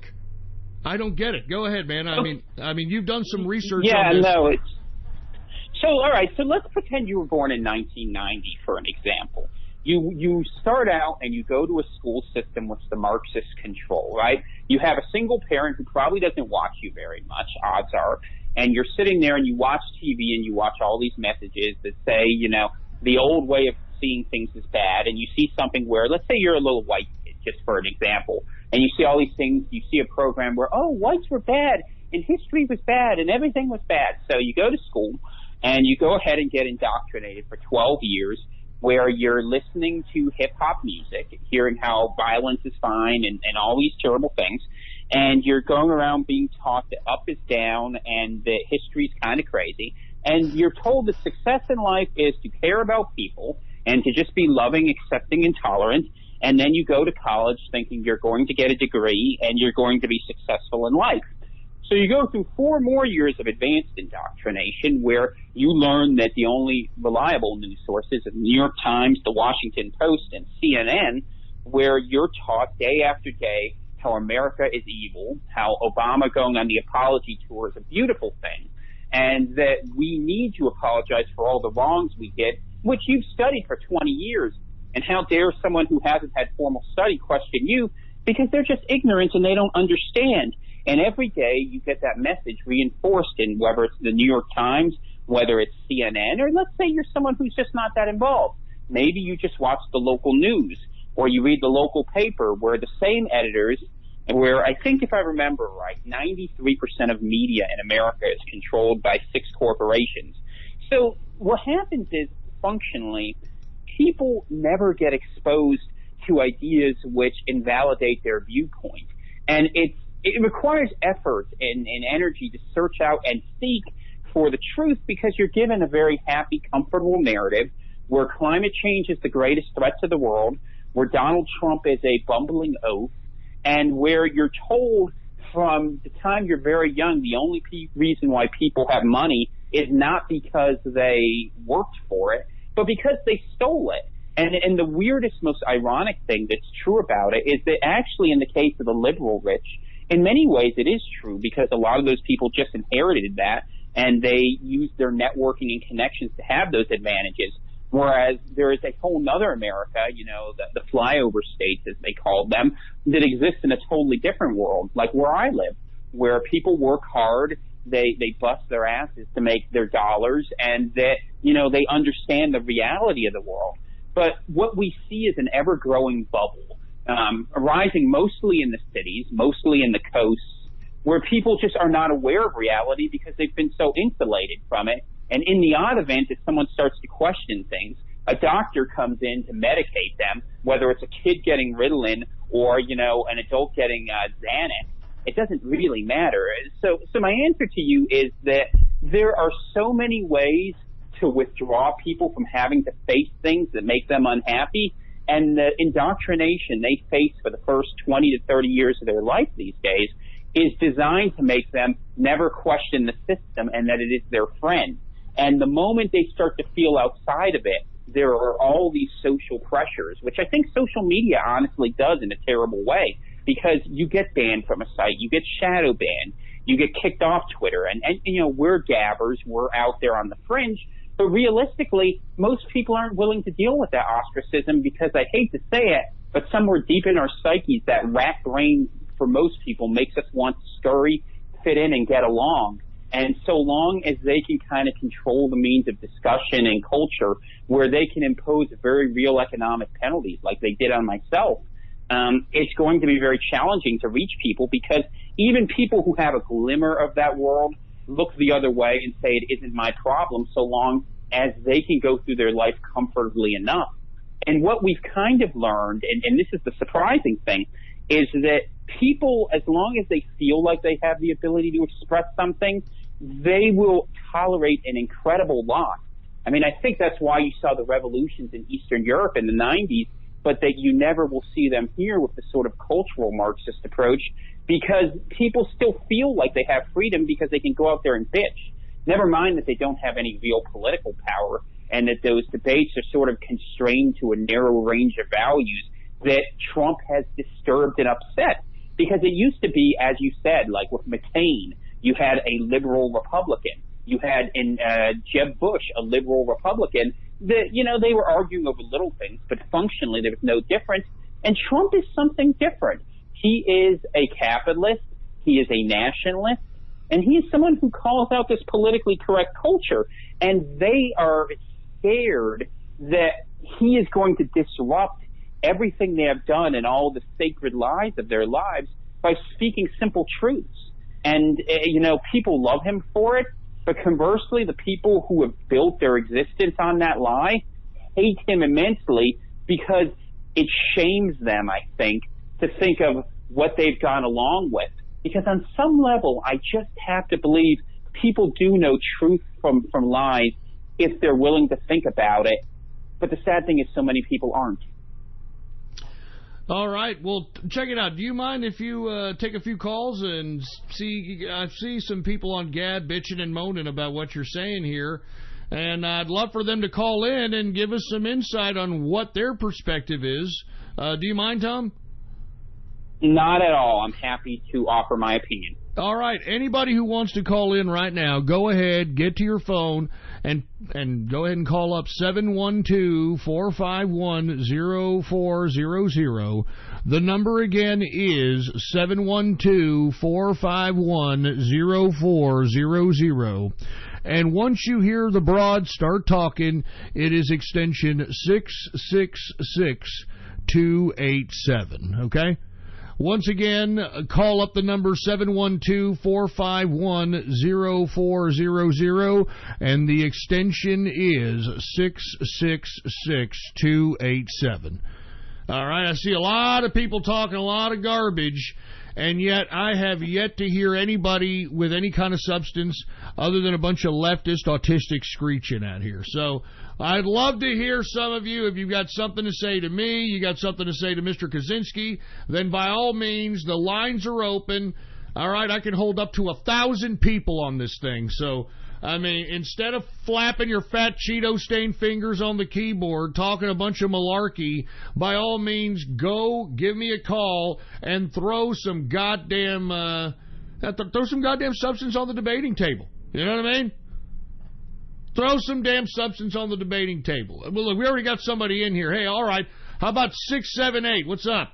678. Are you there? Hey, Ghost. Yeah, what's up? Ghost? Yeah. Hello? Yeah, you're here. What's up, man? 678, you're on the line. All right, fuck it. I'm just cutting out. Anyway, Trump just shook hands with Little Rocket Man. Yeah, I know. I just talked about that. Well, I couldn't catch the stream. Sorry, but it's looking like we might actually. Shut the fuck up, you stupid fucking idiot! Do you think I give a shit about your commentary, you fucking faggot? I'm asking if you got fucking questions for Mr. Tom Kaczynski over here, and you're giving me your goddamn autistic fucking perspective on life. I don't give a shit. Jesus Christ, shut the fuck up. Sorry, Mr. Kaczynski. You know, we got a lot of idiots here. Let me go ahead and take another one. How about 858? 858, you're on the horn. Oh, Jesus Christ. Here we go with this garbage. All right? And hey, hey, 678, why are you calling back? Why are you calling back? I got cut off. Yeah, no, I know you didn't cut off. I cut you off. Get the fuck off. How about that? Jesus Christ. You know what? Sorry about that, Mr. Kaczynski. You would think... You know, Ghost, I would say to you, this is why I sort of argue that having faith in people too much without a culture to make them behave better causes some issues. Unfortunately, I think we're experiencing it right now, don't you? So do you think that the reason that these people are acting like half-a-tards is because of culture?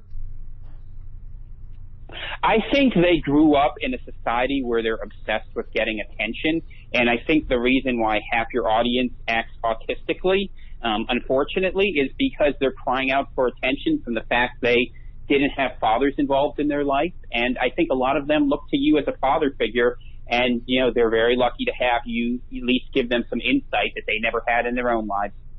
I mean, is that really what it all comes down to, Tom? Me and Mrs. Ghost were having a conversation about this past weekend. I mean, are you kidding me? It all comes down to all these little faggots not having a goddamn father. I mean, whatever happened to men just having a pair of cock and balls and just running through life, you know, kicking obstacles' asses, doing whatever it takes to conquer the world, man? Well, what the fuck happened? So I imagine in your time, your heroes, at least on TV, were people like John Wayne and Clint Eastwood, people who projected a vigorous form of masculinity. And even when I grew up in the 80s, you still had Arnold Schwarzenegger and Sylvester Stallone and people who projected toughness. But, I remember in the 90s and after that, they started having the metrosexuals and the soy boys. And, post-Cold War, you had this whole, how should I say, rampant rampant feminism, where you just had men were supposed to be weak and submissive. And these boys, in a lot of ways, I don't think ever had the opportunity to see what that's like. And they're raging out and they're screeching in many ways because they don't know how. And, you have taught so many of them. And I know it because we both know personal examples of how you've reclaimed some of these people. But honestly, I think that's a huge part of it. There was no masculine role model either in the house or in media. And with the absence of that, I mean, how does a man learn to be a man unless he has someone to look at as a role model? Man, that is sad. I mean, I talked about this yesterday in the, the True Cat Room. I was watching, and I hate to admit this, a VH1 program called Dr. Jen, in which this broad is supposedly couples counseling a bunch of celebrity or so-called celebrity couples or whatnot. And one of the couples was this guy that was the lead singer to Creed, this fruit bowl. And, he has a decent-looking wife, I mean, he's obviously making a lot of money from that Creed money, and yet this guy's got all kinds of problems. He's got a drug problem, he's got a drinking problem, etc. And one of his problems was he had a dad complex, and one of the, therapeutic exercises was for him to kind of vent his frustration by utilizing, a bat or some kind of a sledgehammer on some hanging piece of wood. And the therapist was like, tell your dad what he did to you. Tell your dad, you didn't love me. And he was beating the fucking wood piece, and you didn't protect me, and I needed protection from you, and I need you to love me. I mean, is this fucking really what it comes down to, Tom? I mean, this is a little obnoxious if this is really what it comes down to. Well, I think it does, and I think it's not just for men, but I think it's also for women. I mean, if a woman grows up and she doesn't have a strong masculine figure in the house, there's no one to protect her. There's no one to tell her, that she should have worth and to give her the sort of values. And, you see the mothers running around looking for attention, and the daughters end up doing the same thing. So they go ahead and ride the old carousel, and so many of them don't learn self-respect. So when you have families without fathers, there's all sort of toxic consequences that emerge. And unfortunately, I think that is the case. I mean, you just don't have the figure to sort of push through values. All you have is TV and the state. And you and I both know how incredibly corrupt those have been for a very long time. And, with respect to what I talked about in the book, I spent quite a bit of time talking about the 60s and 70s and, the role of the sexual revolution and cheapening sex and putting women to work and teaching people that material status was more important than parenting. And I mean, kids learn that lesson, even if you're someone who goes out there and let's say you have two parents working and, you have a babysitter raising your kids or something, kids are going to learn that lesson very young that I am not important to my parents. And it's just built into the psychology of how we are as people. And I think we have a crisis where we don't have parents engaged in their children's lives, that is frankly facilitated by how much the government does to put men and women against one another, to favor women over men, and to encourage people who shouldn't be having children to have children.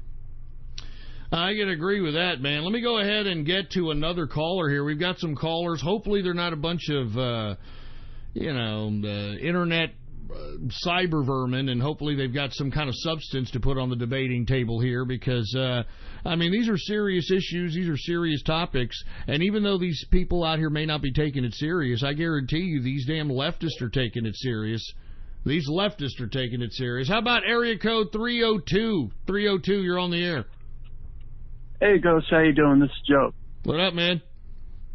Not much. I just had a question for Tom. Like, it seems like every sort of like negative response that comes your way comes from a place of fear on their side. And the question is, like, what are they afraid of? I mean, you seem like someone who's willing to, you know, talk and listen, and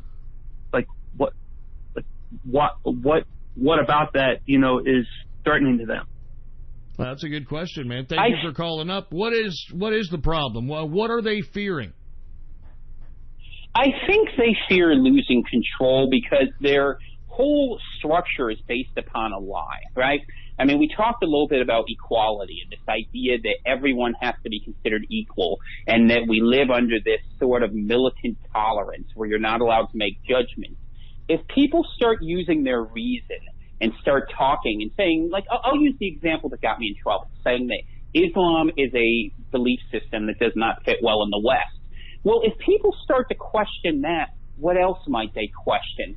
And what I think people don't understand sometimes is that, you know, we look at how big this media apparatus is and this academia apparatus of cultural Marxists, and what is lost sometimes is that it has to be so big and so powerful because every time we debate them honestly and openly, they lose because they can't defend their own positions, which is why we get kicked off Facebook and we get kicked off Twitter and we get kicked off every platform out there. And literally the Marxists have to buy every newspaper and everything out there because they can't win an argument. So now instead of trying to win an argument, they just say, well, he's a bad man. And they slap a label on you and they throw you out into perdition, and they count on that sort of social shame to prevent you from having a real discussion. Because anytime we get the parity, we win. I can kill these people in an argument. Ghost can kill these people in an argument, but they won't have the argument. They say, oh, we don't talk to people like those people. And I think that's the root of their fear. People don't want what they're selling, but they take it because they're not given any other option. You're absolutely correct. I couldn't agree with you more on that. They cannot debate. I mean, every time that I've debated a liberal and made them look lower than a leprechaun's nutsack, they just had that blank, fluoride-looking stare, and they kind of, you know, I guess they're getting stage directions in their head, like, exit stage left, and I'm going over here now. I mean, they do not want to debate anybody because they have no substance to their debate. I completely agree with that. Let me take one more call here. How about 505? You there? 505? Hey, hey, Ghost. You know, I really wish I had a father, and I was wondering, can you please be my dad, Ghost? Please, I need a father. I want my daddy, Ghost. Please. No, well, let's be honest here. Do you really have a father, or is he gone? Is he there? No, I do have a father.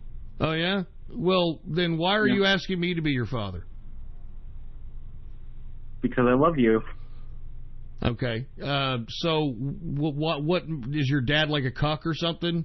You know, you let your mom get fucked by other dudes or something, and you don't respect him? No, he's just in the army. He's just in the army. He's just hold on. He's active duty army, and he produced a faggoty ass bunch of shit like you. I mean, I can hear the fruit bowlness in your goddamn windpipe, for Christ's sake. And by the way, there's a little bit of an ethnic twang. There's a little bit. Hang on 1 second. Let me get another bite of cheeseburger real quick. Hang on. Yeah. Go ahead. I hear a little bit of an ethnic twang there too. Are you fucking Mexican? Are you a Mexican? Maybe. Yeah. I knew it. That ain't a fucking hamburger. That's a fucking taco. Oh no. That's a fucking taco. I better run away before I get deported. Yeah, get out of here, you stupid burrito-eating idiot, for Christ's sake. All right, go lick the cheese hole of Pancho Villa, you fucking faggot. I could tell you, I could sniff a Mexican from a mile away. I'm down here in San Hambonio, do you understand? We got a lot of fucking fucked up, smelly-looking Mexicans walking around out here. So don't try to hide your little ethnic twang from me, boy. Anyway, sorry about that, Tom, once again, man. I'm trying to get some decent calls. Unfortunately, I don't know, I got Mexicans now that want me to be their dad or some shit. I don't fucking know. All right, let's try a couple of more here. Let's try. We're gonna get you another call here. How about hey, somebody from Australia? Somebody from Australia calling up. Hey, g'day, Tom. It's Distillin', mate. I'm in a new line of work now. I'm a certified pardon reader. I know Ghost's opinion on, the whole autism epidemic and all that bullshit. I'd just like to hear yours. Well, I personally think it's something that is incredibly overdiagnosed. I think in many cases what is called autism isn't. I agree with Ghost broadly in this sense. I think that we have a tendency to pick traits that we find socially undesirable, like the ability to look at detail and label them in a way that's very negative. I use the example of ADD, which I think is just natural curiosity. And, we tell ourselves we're helpless. And because of that, then we get medicated and, people sort of remove themselves from any sense of responsibility. And I think that's one of the things actually I didn't mention, but I should have. Another reason why what the cultural Marxist offer is so popular is because it takes away any responsibility from the individual. And just like water, people flow to the path of least resistance.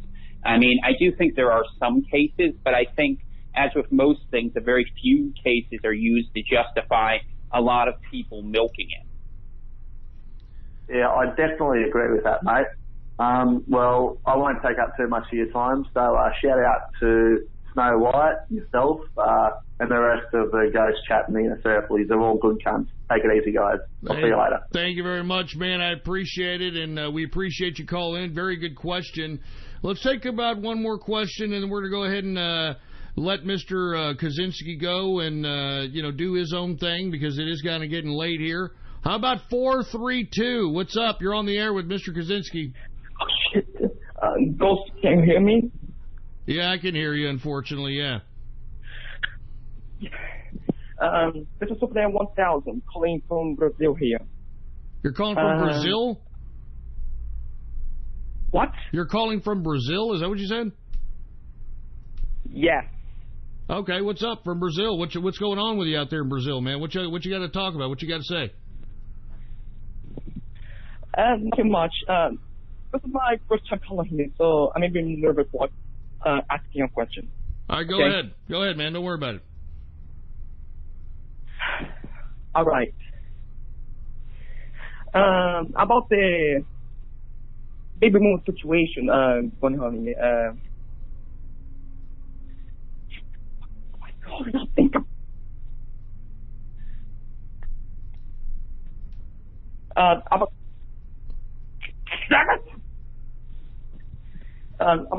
About the political stuff in America and with President Donald Trump shaking hands, Kim Jong-un, I think I have a feeling something bad will happen. You think bad's going to happen? Yeah, I have a feeling like assassination attempt. Okay, well, we appreciate you calling. You sound like your proverbial Brazilian trap. So we'll just go ahead and leave it at that. Anyway, Tom, do you want to give us any more last-minute insights, last-minute words, and let us know where you get your book? I'm sorry we couldn't get any more conversations, from call-in people, but, this is the Internet, and for whatever reason, tards like to listen to me for some reason, and I don't get it. So with that being said, the floor is yours, man. Any last words? And let us know a little bit about the book, and let us know where we can get it one more time. Yeah, thank you, Ghost. I want to say I appreciate you having me on. Appreciate Distilling and his question. And a shout-out, of course, to the Inner Circle, True Capitalist Radio Chat, to, I guess it's CN King's Chat. Congratulations on his rebrand. A good thing there. The book is, someone has to say it, The Hidden History of How America Was Lost. And what it is an introduction to how America got into the situation it's in now. It works really well if you're someone who, I'm guessing, has spent time on dark corners of the Internet underground, maybe on the Chans, Gab, different places, and you've tried to explain how you look at the world to other people, and it won't make sense to them. This book is written to reach normies. It works very well for that. It's available on Amazon in e-format as well as a paperback. If, for some reason, you find yourself wanting an autographed copy, or you want to make a purchase through mail or even crypto, I actually do that as I am an investor in that. Reach out to me at nationalright.us. And I just want to say thank you again for having me on, Ghost. I want to give a great thanks to my wife, Dana, who many of you know as Snow White and a member of the Inner Circle in her own right, for standing with me. And just to let people know, you know, you can fight against the people who are out there who say you have to accept mediocrity. And you should always look for the best in every group you're in as an individual and to try to improve your life and to say thank you to you, Ghost, not just for the opportunity, but for the time, effort, and tremendous energy you put into reaching all these people and for our friendship as well. So thank you very much, sir. Hey, thank you very much, Tom. I really appreciate it. Thank you for giving us the interview. Thank you for being a part of the Inner Circle, and thank you for being a part of the show, sir. Thank you very much. Have a good evening. You too, man. Thank you very much. And that, my friends, was Tom Kaczynski. Once again, the book is out there on Amazon.com, or you can go to nationalright.us and be able to get yourself an autographed copy or pay through crypto or whatever the case might be. Folks, we are now like 10 minutes in the final hour of the True Capitalist Radio broadcast. And, of course, I am your host, the man they call Ghost. And once again, I want to thank everybody for tuning in with me.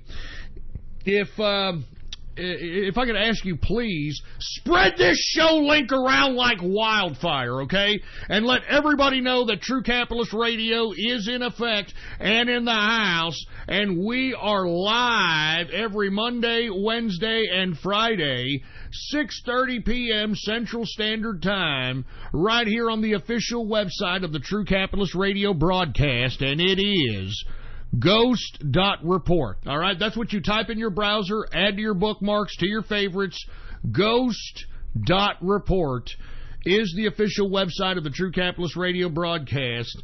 And by the way, if you want to be a part of the True Capitalist Radio chat room, okay?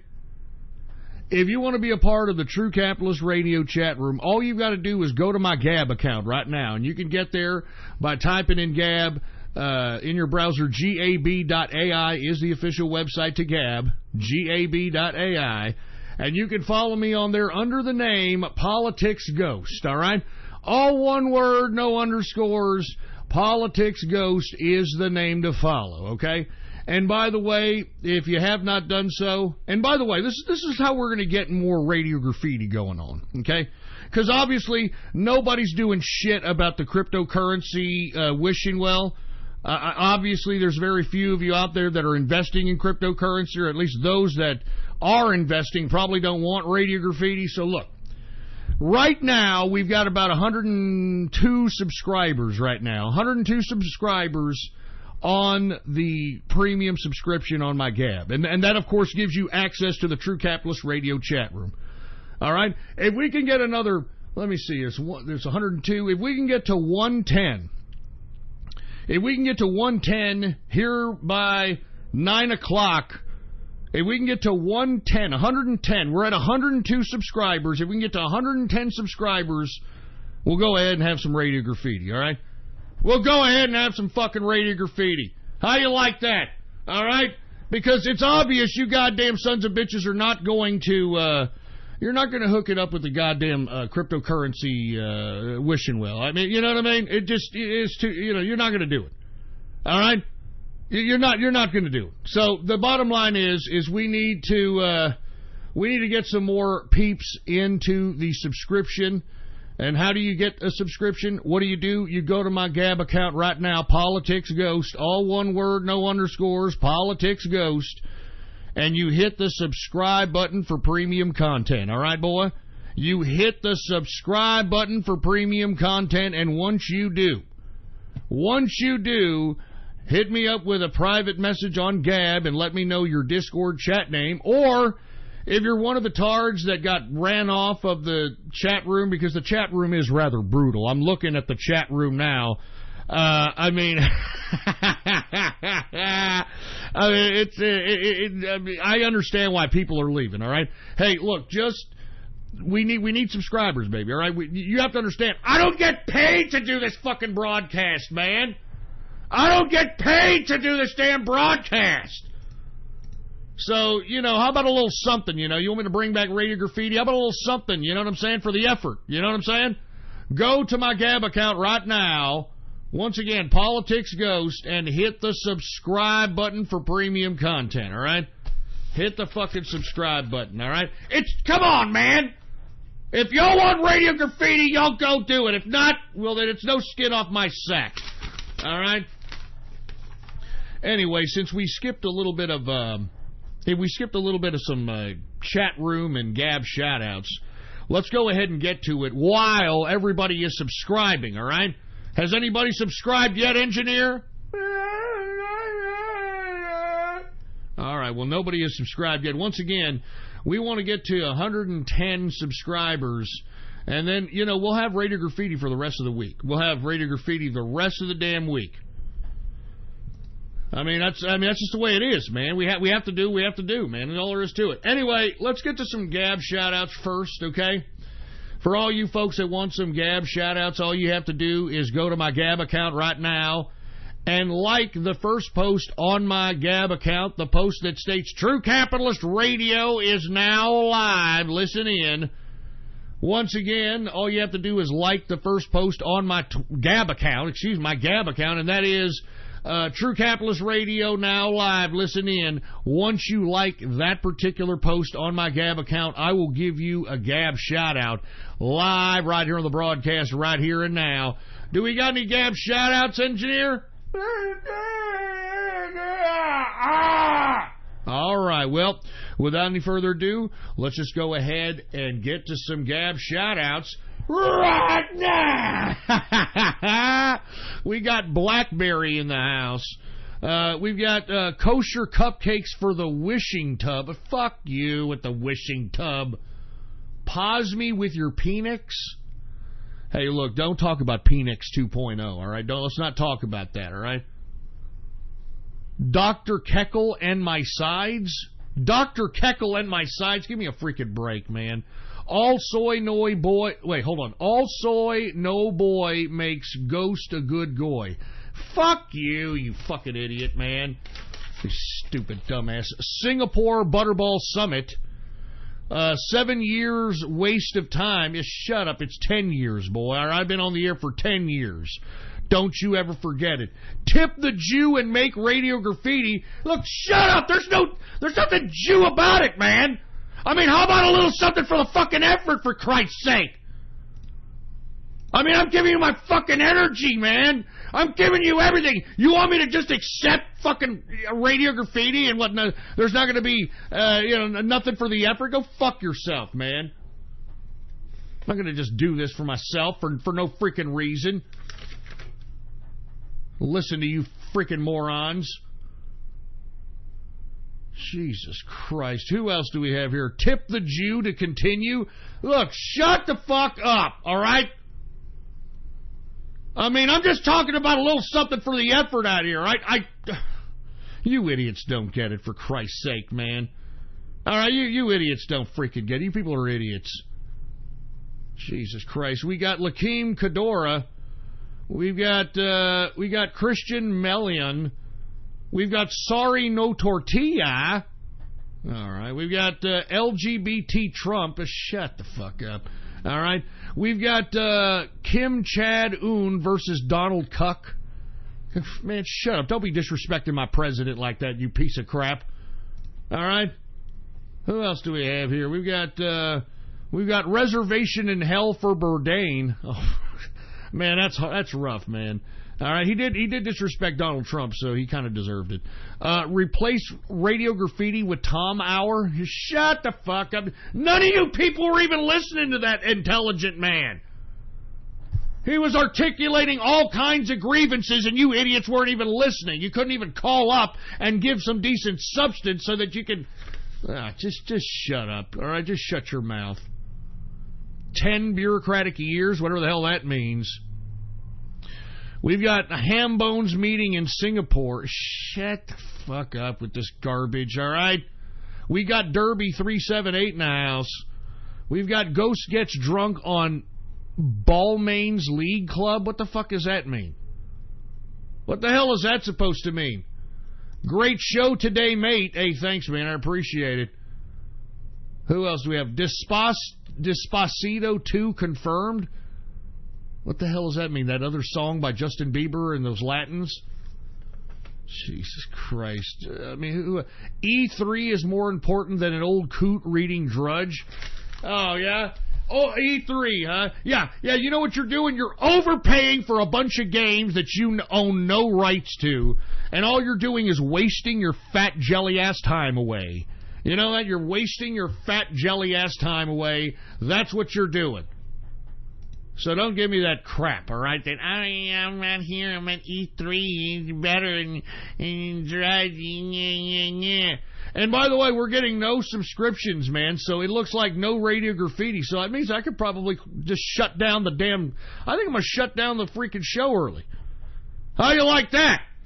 How you like that? Looks like none of you damned autists, y'all don't want Radio Graffiti no more, huh? Y'all don't want Radio Graffiti no more? Oh.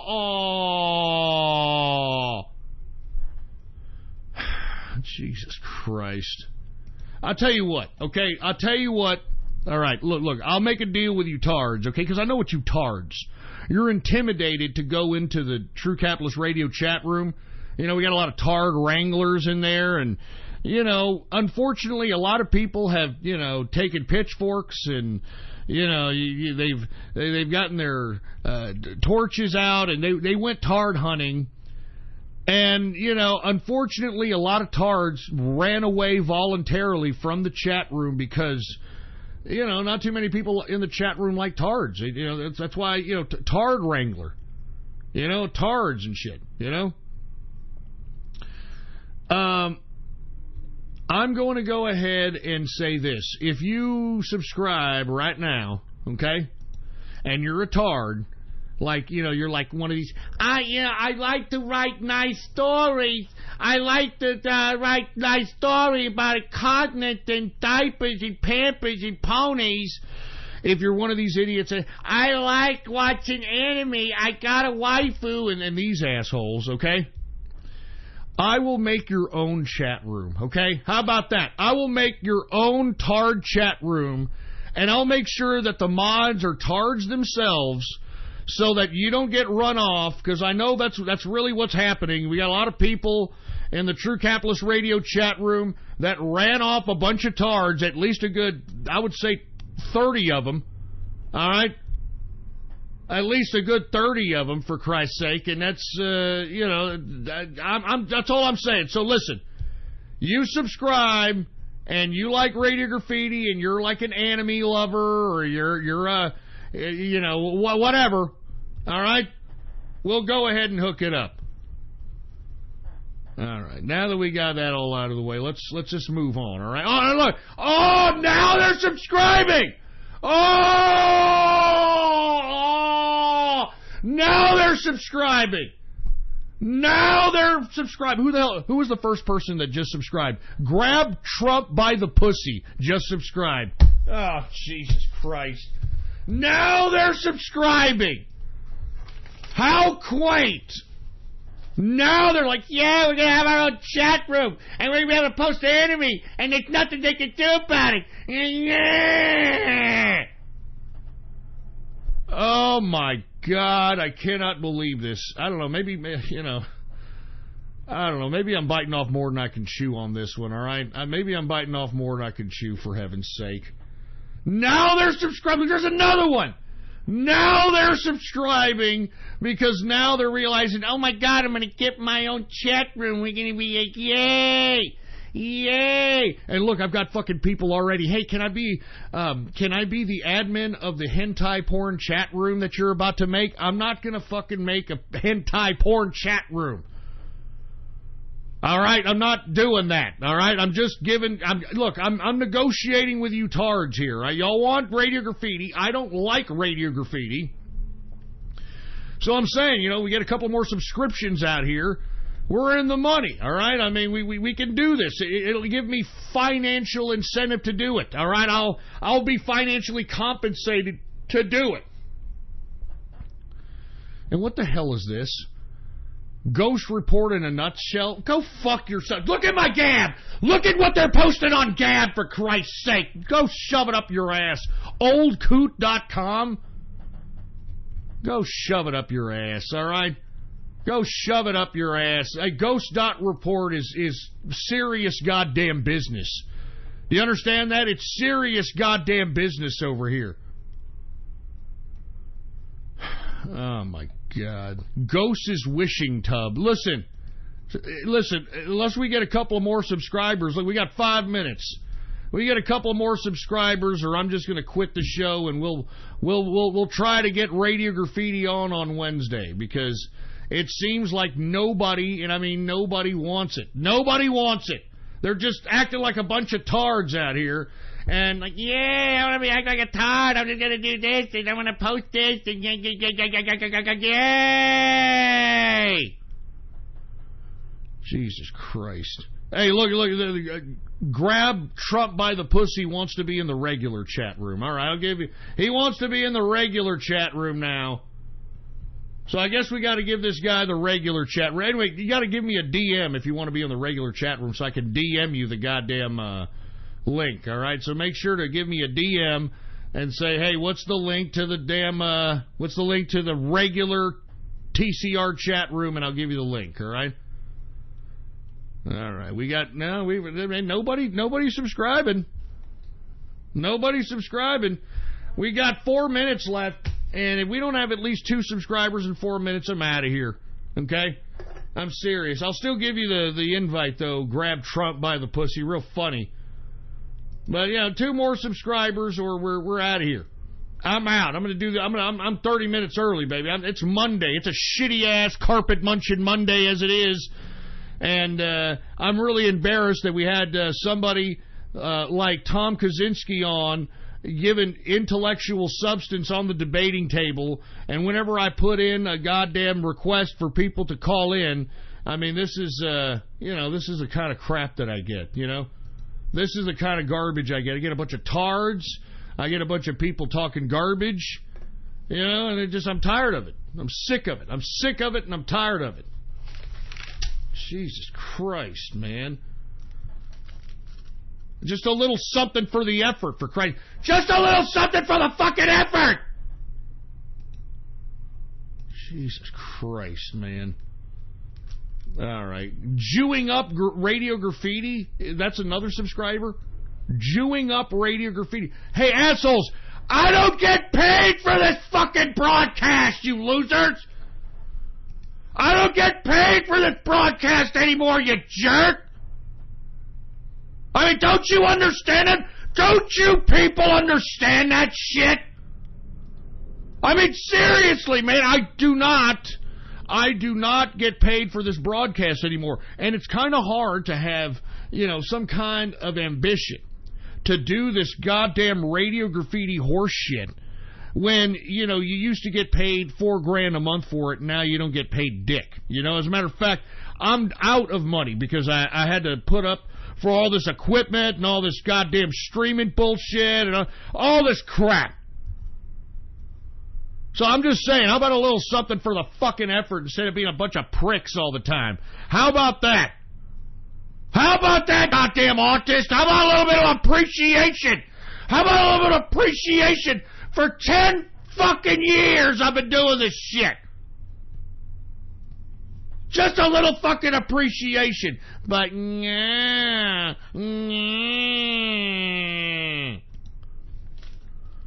Jesus Christ, man. All right, we got somebody else to subscribe. All right, good. What? All right. Somebody saved your day. Somebody saved your day. And somebody's asking me if I accept Dogecoin. No, your mother accepts Dogecoin to lick the bacon bits out of your ass crack. That's what she accepts Dogecoin for, boy. Jesus Christ. And shut up, you people trying to get me to drink. Shut the fuck up.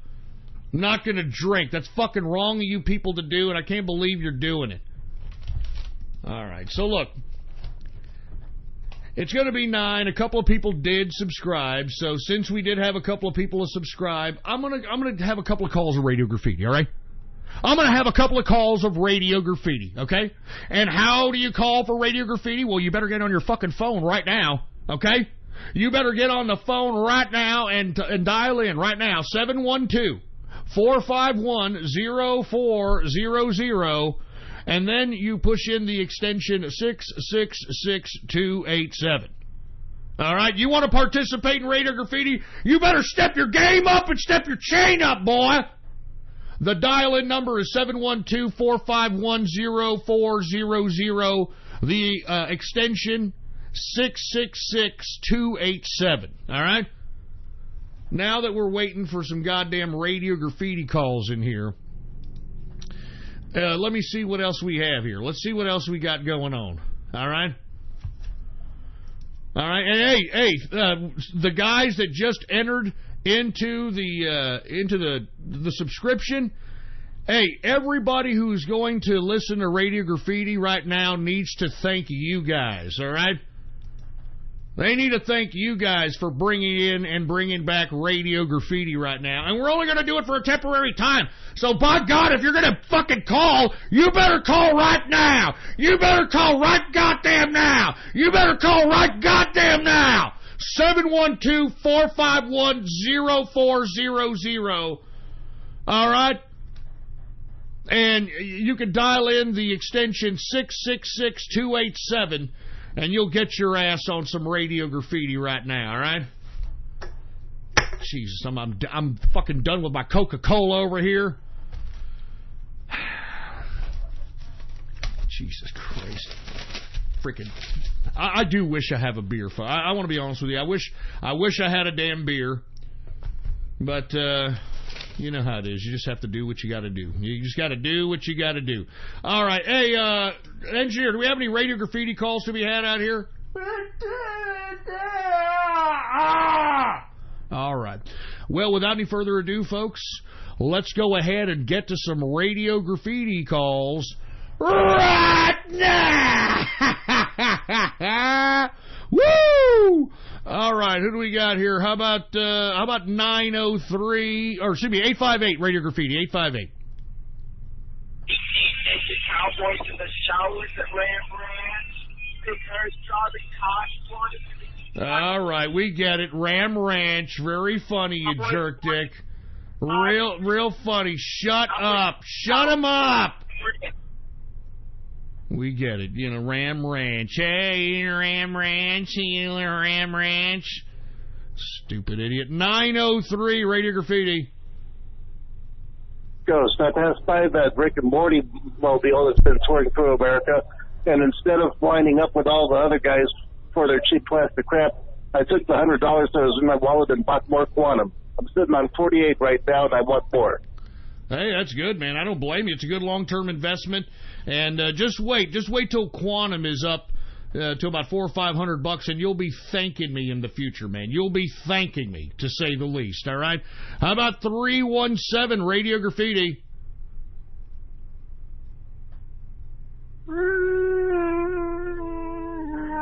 Fuck you. Oh, that's it? That's all you got, for Christ's sake? What a loser. How about 336 Radio Graffiti?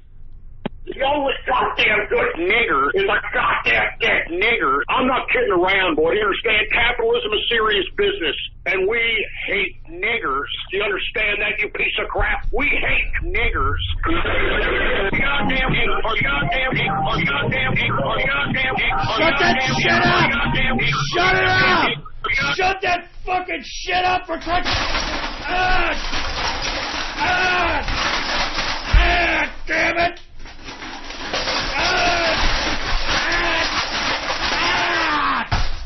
For Christ's sake, man! I never said that shit! I never said that fucking shit! That was a splice and everybody knows it! That's a fucking splice and everybody knows it! For Christ's sake, man!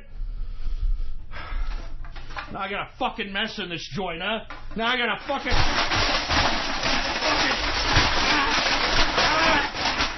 mess!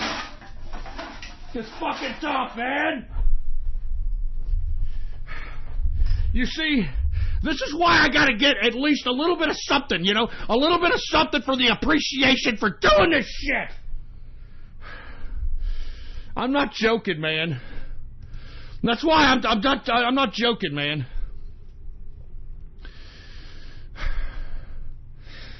All right. And people are asking, can I still donate to the cryptocurrency wishing? Well, yeah, it'll still count, all right? I keep up to date with that, all right? Once again, you want to be a part of Radio Graffiti right now, call in 712-451-0400. The extension is 666-287. All right, call up if you want to be a part of Radio Graffiti, for Christ's sake. All right? Who the hell else do we got going on over here? We got, how about 515 Radio Graffiti? Hey, Gus. You there? What's up? Hey, thanks for taking my call, man. I just want to say thank you for everything you're doing, and you inspire me to be a capitalist of my own right now.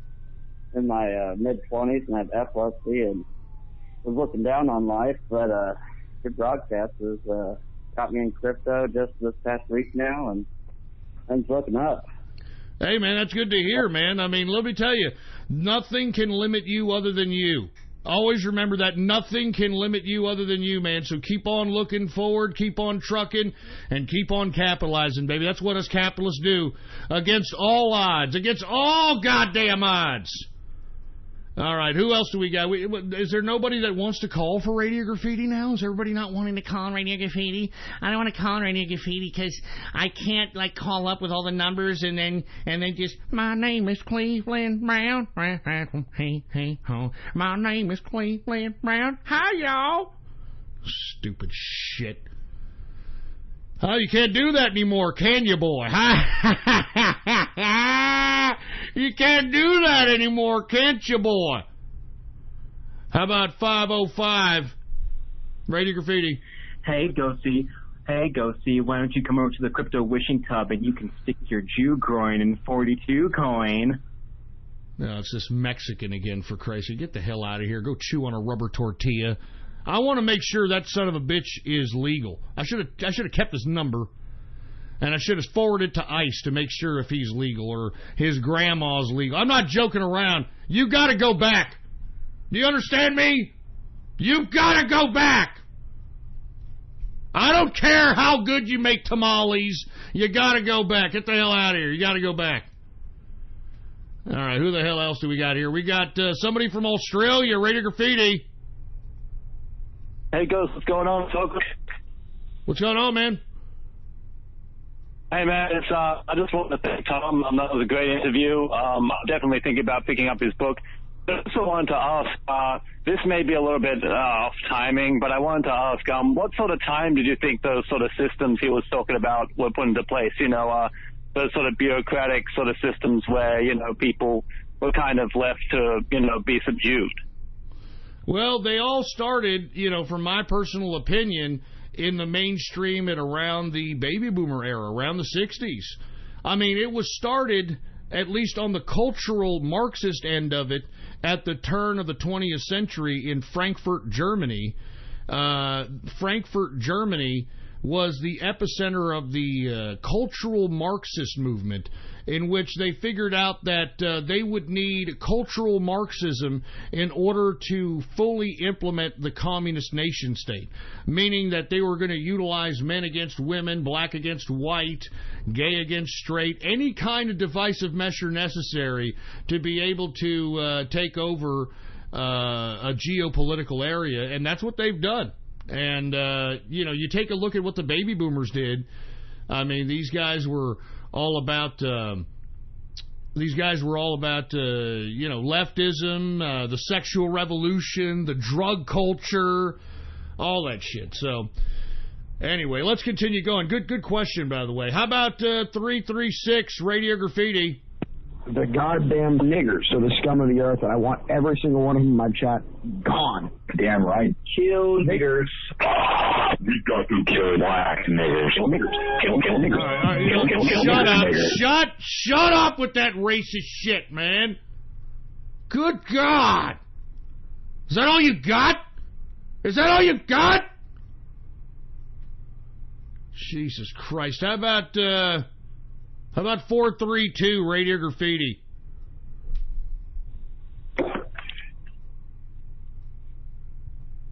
Hey, 432, what are you going to do?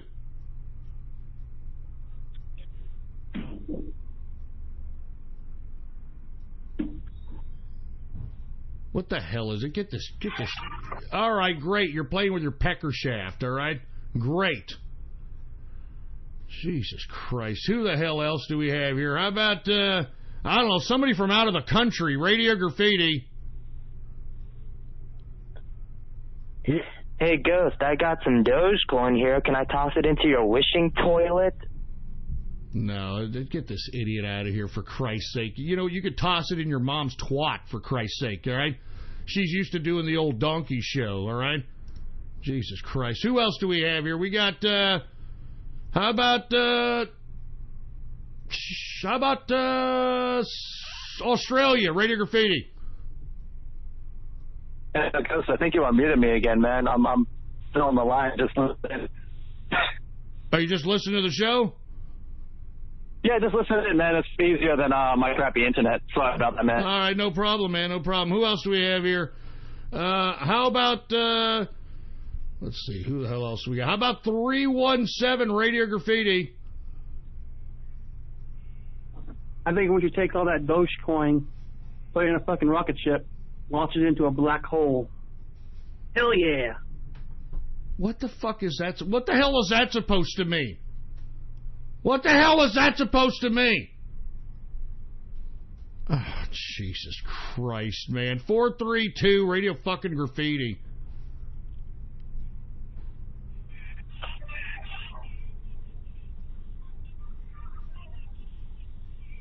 We can't even hear you. You got an Obama phone and you suck. All right?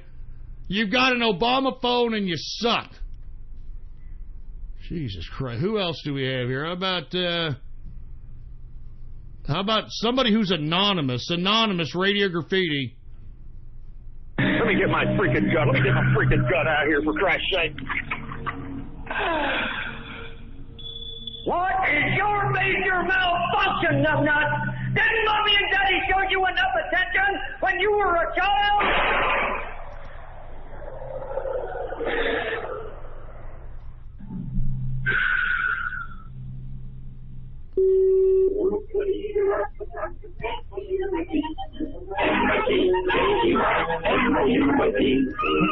What the hell was that supposed to be? Serious, what the fuck was that? What kind of cheeseball shit was that? Good God, we got somebody named Tyron, Radio Graffiti. What I am is I am a racist, okay? I mean, I actually go on the black streams on Twitch and on YouTube and pay $5 just to say the word nigger. Remember when we used to be able to say nigger and it really didn't matter? So I said nigger. I'm a melting pot of racist, man. I'm a nice racist. Shut that shit up, man. Damn it, man. Shut it up. Shut that fucking shit up.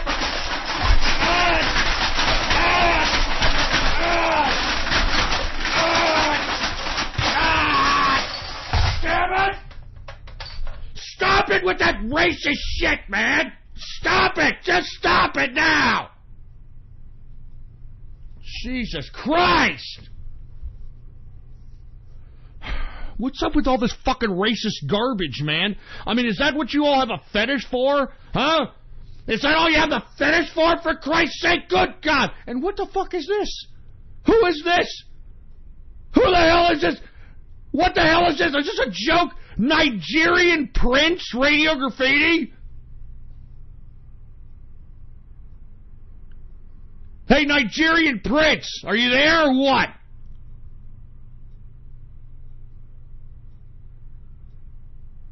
Hey, Nigerian Prince, you're on the air, you faggot! Yeah, you're playing with your goddamn Wii, for heaven's sake. Get this idiot out. Get his AIDS-infected ass out of here. Anyway, folks, that's about it. It's the same freaking two idiots. The Mexican from 505 and the idiot with the Obama phone from 432. And that's all we've got, folks. All right? That's all we've got. And you know what? I think that's we're going to go ahead and end it 15 minutes early, okay? That's what we're going to do. We're going to end it 15 minutes early. And I will be back this Wednesday, 6:30 p.m. Central Standard Time, right here on the official website of the True Capitalist Radio broadcast, and it is ghost.report, all right? Ghost.report. Type that in your browser, add that to your bookmarks, add that to your favorites, okay? Now, what I'm going to do is I'm going to get the hell out of here, and if you guys want this Radio Graffiti to continue going, well, then, hopefully, you can either contribute to the cryptocurrency wishing well, and it's not a fucking wishing tub. Either, hook it up in the cryptocurrency wishing well, or subscribe, baby. Subscribe to the subscription-based Gab. You can get to my Gab right now at Politics Ghost. And if you want to help contribute and continue the sustenance of Radio Graffiti, then subscribe. Hit the subscribe for premium content. Hit the subscribe for premium content, and once you do, private message me with your Discord chat name, and I will give you a, I will hook you up. All right? I will hook you up. Anyway, with that being said, folks, I will be back here on Wednesday, 6:30 p.m. Central Standard Time, live. And I think I'm going to do something either on Wednesday or Friday. I might do something on both days. Y'all remember when I called the dating website? I'm thinking about doing that on Friday, but I definitely want to do something on Wednesday. So, let me figure out. Maybe we could do like another internet scavenger hunt. Maybe we can have impromptu autistic game show. Yeah, you know what? That's what we'll do. We'll play Autistic Jeopardy. We'll get some autists. We'll put them on the horn. We'll ask them some questions. So if you want to play Autistic Jeopardy on Wednesday and you happen to be an autist, well, then get back to me. Holler at me, all right? Get back to me on Gab, Politics Ghost, and you want to be an autist and you want to play Autistic Jeopardy, by all means, go ahead and hook me up with a message, and I'll be more than happy to, have you as a contestant on Autistic Jeopardy. And what will you win? What will be the winning prize, engineer? That's right, cryptocurrency. Cryptocurrency, baby. So if you happen to be an autist and you want to play Autistic Jeopardy on Wednesday, let me know. Let me know prior to the show on Wednesday, 6:30 p.m. We'll go ahead and patch you into the show, and we'll ask you all kinds of questions because it will be Autistic Jeopardy. Now, before I go, I do want to bring in somebody who has something to tell each and every one of you, and I'm talking about none other than Satan. Satan has a few words, so without any further ado, Satan, do you want to go ahead and say something to the people? Yes, I actually do. All you people out there that think that you know the devil, that you think that you know who I am, you don't. You all worship me through your vanity. You all worship me through your fame. And I don't even have to give you anything for it. I mean, don't you understand? I don't need anything from you to give me your soul. You're voluntarily giving me your soul by being godless, by being a communist, by being an atheist. You keep on with your little vanity. You keep on with your little video games. You keep on with your little self-sustenance, with your little man-child. You keep going and amusing yourself. You keep going and doing what feels good. You keep doing what you think is the right thing to do. Because what you think is the right thing to do is actually what I want all of you to do. Do you understand me? Do you understand that each and every one of you are selling me your soul? You're selling me your soul without me having to offer you anything. All you want is fame. All you want is attention. All you want is vanity. And all those things don't cost the devil nothing. Look around you. I'm in control of this society. Look at the women turning to men. Look at the men turning to women. Look at the pansexual, sexual, androgynous. They're all soulless. They're all soulless. That's why when you look into their eyes, you see nothing but a blank, four-eyed stare. Because I am in control of their souls. And you all need to realize that unless you are going to combat me with some legitimate form of spirituality, I will continue to reign supreme on this earth. That's why all the leaders, all the godless leaders worship me. All the childless, godless leaders in the EU worship me. All the leaders in the communist idea, the communist globalist idea worship me. And you know something? One day you will all worship me. And you want to know why? Because you're all attention whores. Isn't that right, Mr. Autistic Man-Child? You're an attention whore. And that's what I want from you all. I want you all to be attention whores. I want you all to be vain. I want you all to be envious. I want you all to be nothing at all. So you can be on your knees begging me for everything you wish you had. Begging me for everything you wish you were.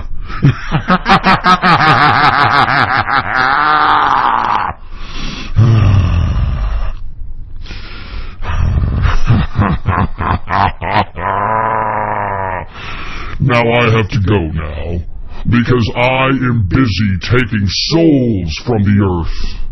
And maybe, just maybe, yours is next.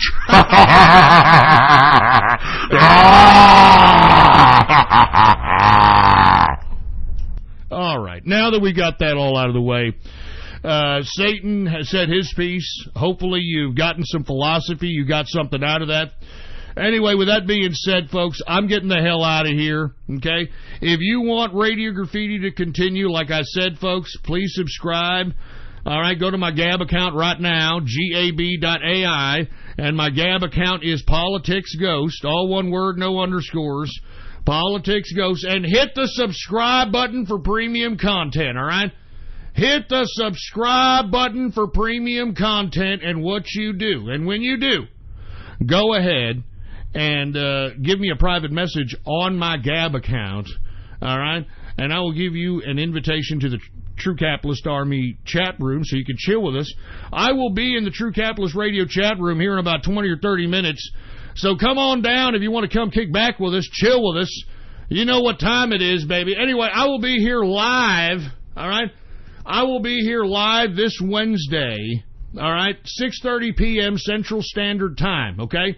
So make sure everybody's in here Wednesday. And, oh, yeah, by the way, folks, there is a run on Ethereum Classic right now, ETC. Coinbase has just added ETC to its repertoire of coins. So once again, ETC, there is a run right now on Ethereum Classic. You're fucking welcome. You want to know why? Because making money is what we do, baby, all right? Anyway, I'm getting the hell out of here. Cheers, baby. You better be here 6:30 p.m. Central Standard Time this Wednesday, and it'll be back to normal. We are going to have Autistic Jeopardy, so if you happen to be an autist and you want to make some extra crypto, let me know on Gab that you want to participate in the cryptocurrency Autistic Jeopardy game that we will have on Wednesday, 6:30 p.m. Central Standard Time.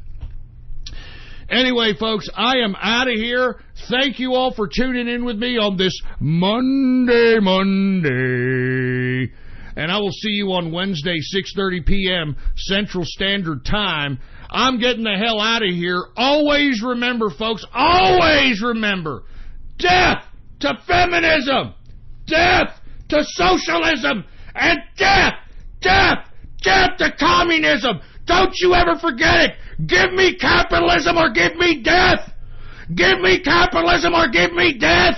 Do you understand? Capitalism to the soul, to the bullet hole.